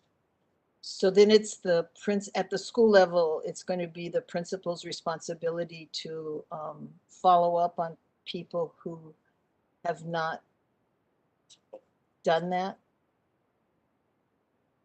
So at this point, yeah, it would be the school would be responsible to help look for or to ensure that compliance, and they can ask for assistance if they need to. Okay. Thank you. I'm just trying to think how that would be as a principal. I just hope everybody gets vaccinated. It'll be so much easier to feel safe. Okay, is there anyone else who would like to speak to the issue here about school opening? Any questions? I don't see any more hands. So with that, I'm going to thank you for your presentation. I'm sure there's going to be a lot more discussion as time goes on because this truly is something that changes all the time. But what doesn't change is that we have to keep thinking what is the best for our students. So we do have another item on our agenda, which is an update on the timeline and the evaluation of the performance of the State Public Charter School Commission. Is there anybody who is ready to testify on that agenda item? Yes, Chair. Okay. Tyler Dos Santos Tam, Lima Noel Career Academy, followed by Maui Academy of Arts and Sciences. Okay. Tyler, can you hear me? Aloha, can you hear me? Yes, you have 2 minutes. Please Great, proceed. thank you. Aloha, Chair Payne and board members. I'm Tyler Dos Santos Tam, consultant, the Lima Noel Career Academy. As you know, we've been through a lot with the Charter School Commission, and we've brought a number of issues to the Board of Education over the past year and a half. We've obviously been frustrated with what we've been through, and I know a lot of the other applicants during this cycle have been as well. And through our appeals to the Board of Education, I think you've been able to get a glimpse into what those issues are. We submitted written testimony, and in that testimony, it's fairly dense, about 2 pages. There's a few things that I'd like to call your attention to. First of all, I want to express our appreciation to Chair Payne for limiting the time extension that was granted to the Commission. The Commission has dragged their feet on a number of things, including carrying out the current cycle of new applicants. And we really feel that the board needs to make sure that the Charter School Commission understands the need for them to be a responsive agency. And so we want to make sure that the board considers what to do if the commission doesn't comply with the board's order to provide documentation to support this performance review. We also wanted to note that the commission hasn't authorized any new charter schools in quite some time, which of course is a fairly integral part of their mission. And so we've heard from a lot of parents earlier today about the need for alternatives to in-person learning. And we would hope that the commission would take their mission of approving new charter schools, especially at this challenging time, seriously. The final thing before my 2 minutes are up is I wanted to note that we've been very frustrated with getting the runaround and not getting very much transparency out of the Charter School Commission. So we really hope that you will look thoroughly into their operations during this performance review. Mahalo. Next testifier is Maui Academy of Arts and Sciences. Can you hear me? I can hear you. Are you able to hear me? Yes, you have 2 minutes. Please proceed. Aloha Board Chair Payne and board members. I'm Rana Boone, co-founder of Maui Academy of Arts and Sciences, a proposed public charter school on my home island of Maui. The State Charter Commission has not accepted any new charter school applications since spring 2018. This goes against their two-part mission, the second of which is to approve high-quality charter schools. As you are aware, more than 1 year ago, before COVID mandates, the Charter Commission rejected 11 out of 12 charter school applicant groups at the intent to apply phase. We had to fight for months to challenge this decision, ultimately bringing concerns to you. And even after the Board of Education required the Commission to review all intent to apply packets, the Commission delayed. When they finally did review those intent to apply packets, ultimately approving 10 out of 12 applicant groups, they openly discussed placing approved applicants in a queue and, quote, keeping them in a holding pattern until a future date unknown. This took place in December of 2020, and those of us that are in this holding pattern have had no updates since then. In this time of COVID, charter schools are clearly part of the solution. Maui Academy is designed as an indoor-outdoor school model. In these COVID times, we would prioritize the outdoor model for both safety and continuity in student learning. This Charter Commission has missed that opportunity by delaying the current application cycle for more than 16 months. The applicants have missed many opportunities in these 16 months, some of which include the opportunity to apply for millions of dollars in grant funding. The grant makers will not allow us to apply because we do not have a clear timeline for submitting our applications to our charter authorizer. Please consider requiring the Commission to reopen the application cycle. And as you review the performance of the State Charter Commission, please consider all of the issues that have been brought to you by the applicants and think about the families in these communities that we are trying so hard to serve. Mahalo for all that you do for the children of Hawaii. That concludes oral testimony at this time.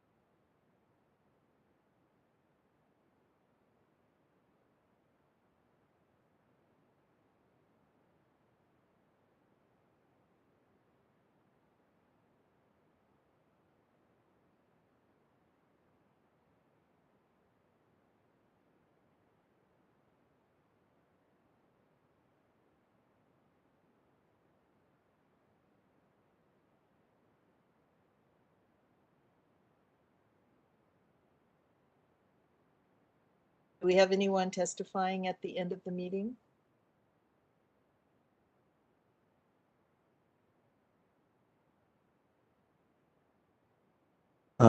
Chair Payne, the testimony for the previous item concluded and we could not hear you. Okay, I apologize for that. I think I'm going to just state again that the update to the board with public testimony being concluded, the status of the performance evaluation on the commission is that the commission requested a 3-month extension to submit its required response form. While I did not grant the full extension, I did grant the commission a 1-month extension, which shifts the timeline, and the details are in that memorandum that was shared with you. It also describes who's going to be serving on this evaluation team and make the performance evaluation recommendation to the full board. Are there any comments about that?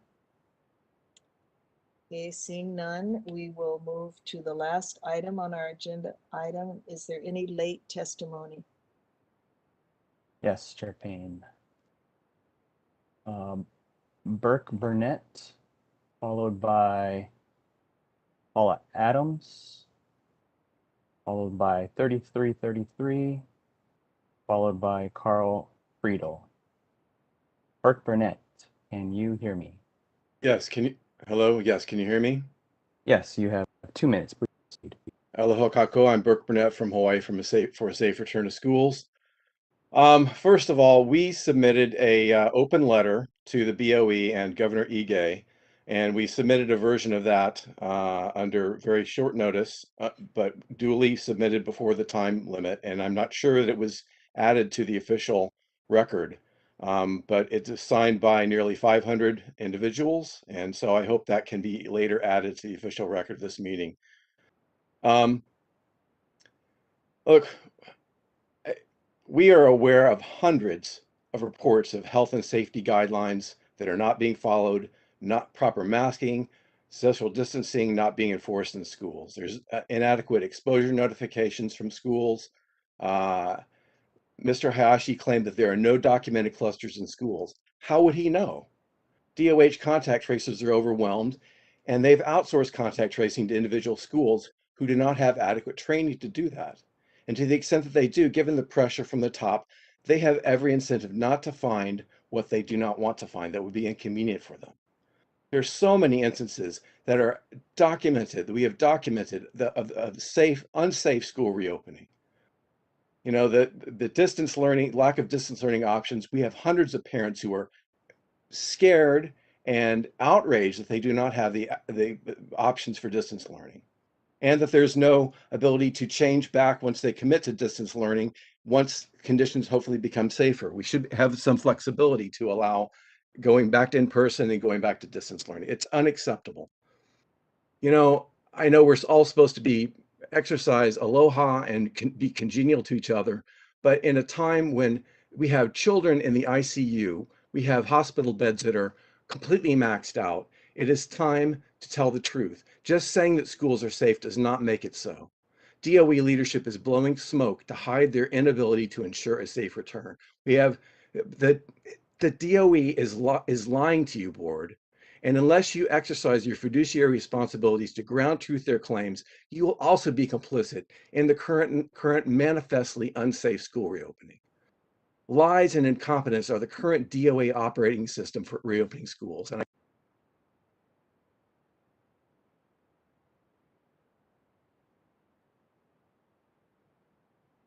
Okay, next testifier is Paula Adams, followed by 3333, followed by Carl Friedel, followed by Kalania Kea Wilson, followed by Heather Moselle.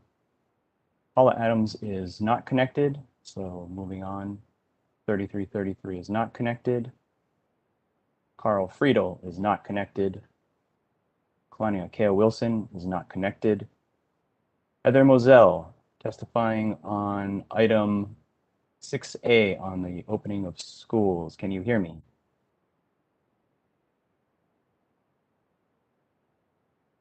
Heather Moselle?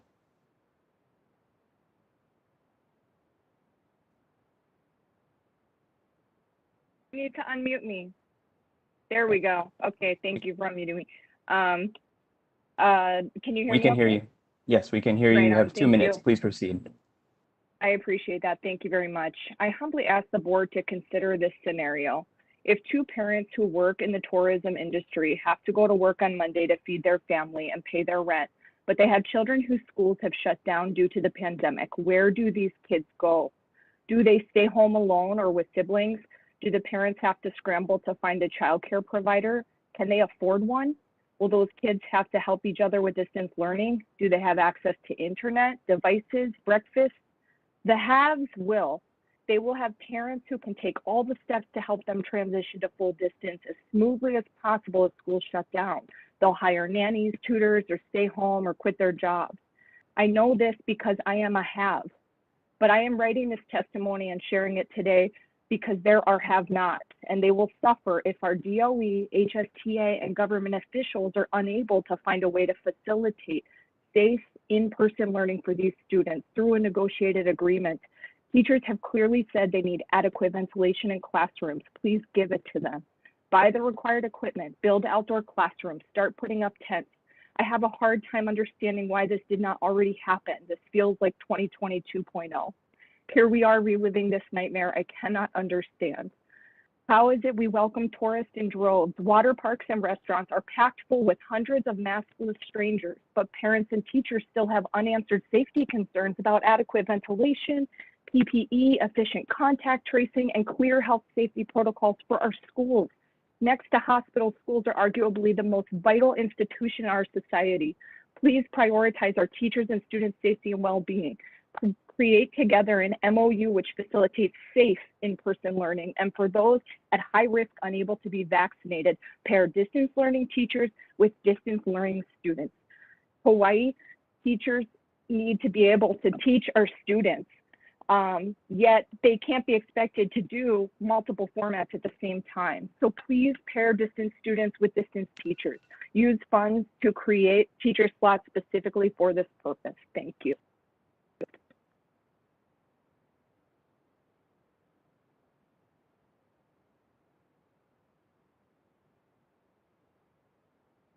Okay, next testifier is Carly Kanehiro, followed by Tina Garcia, followed by Inga Park-Okuna. Chair, none of these remaining testifiers are connected. There are no further testifiers.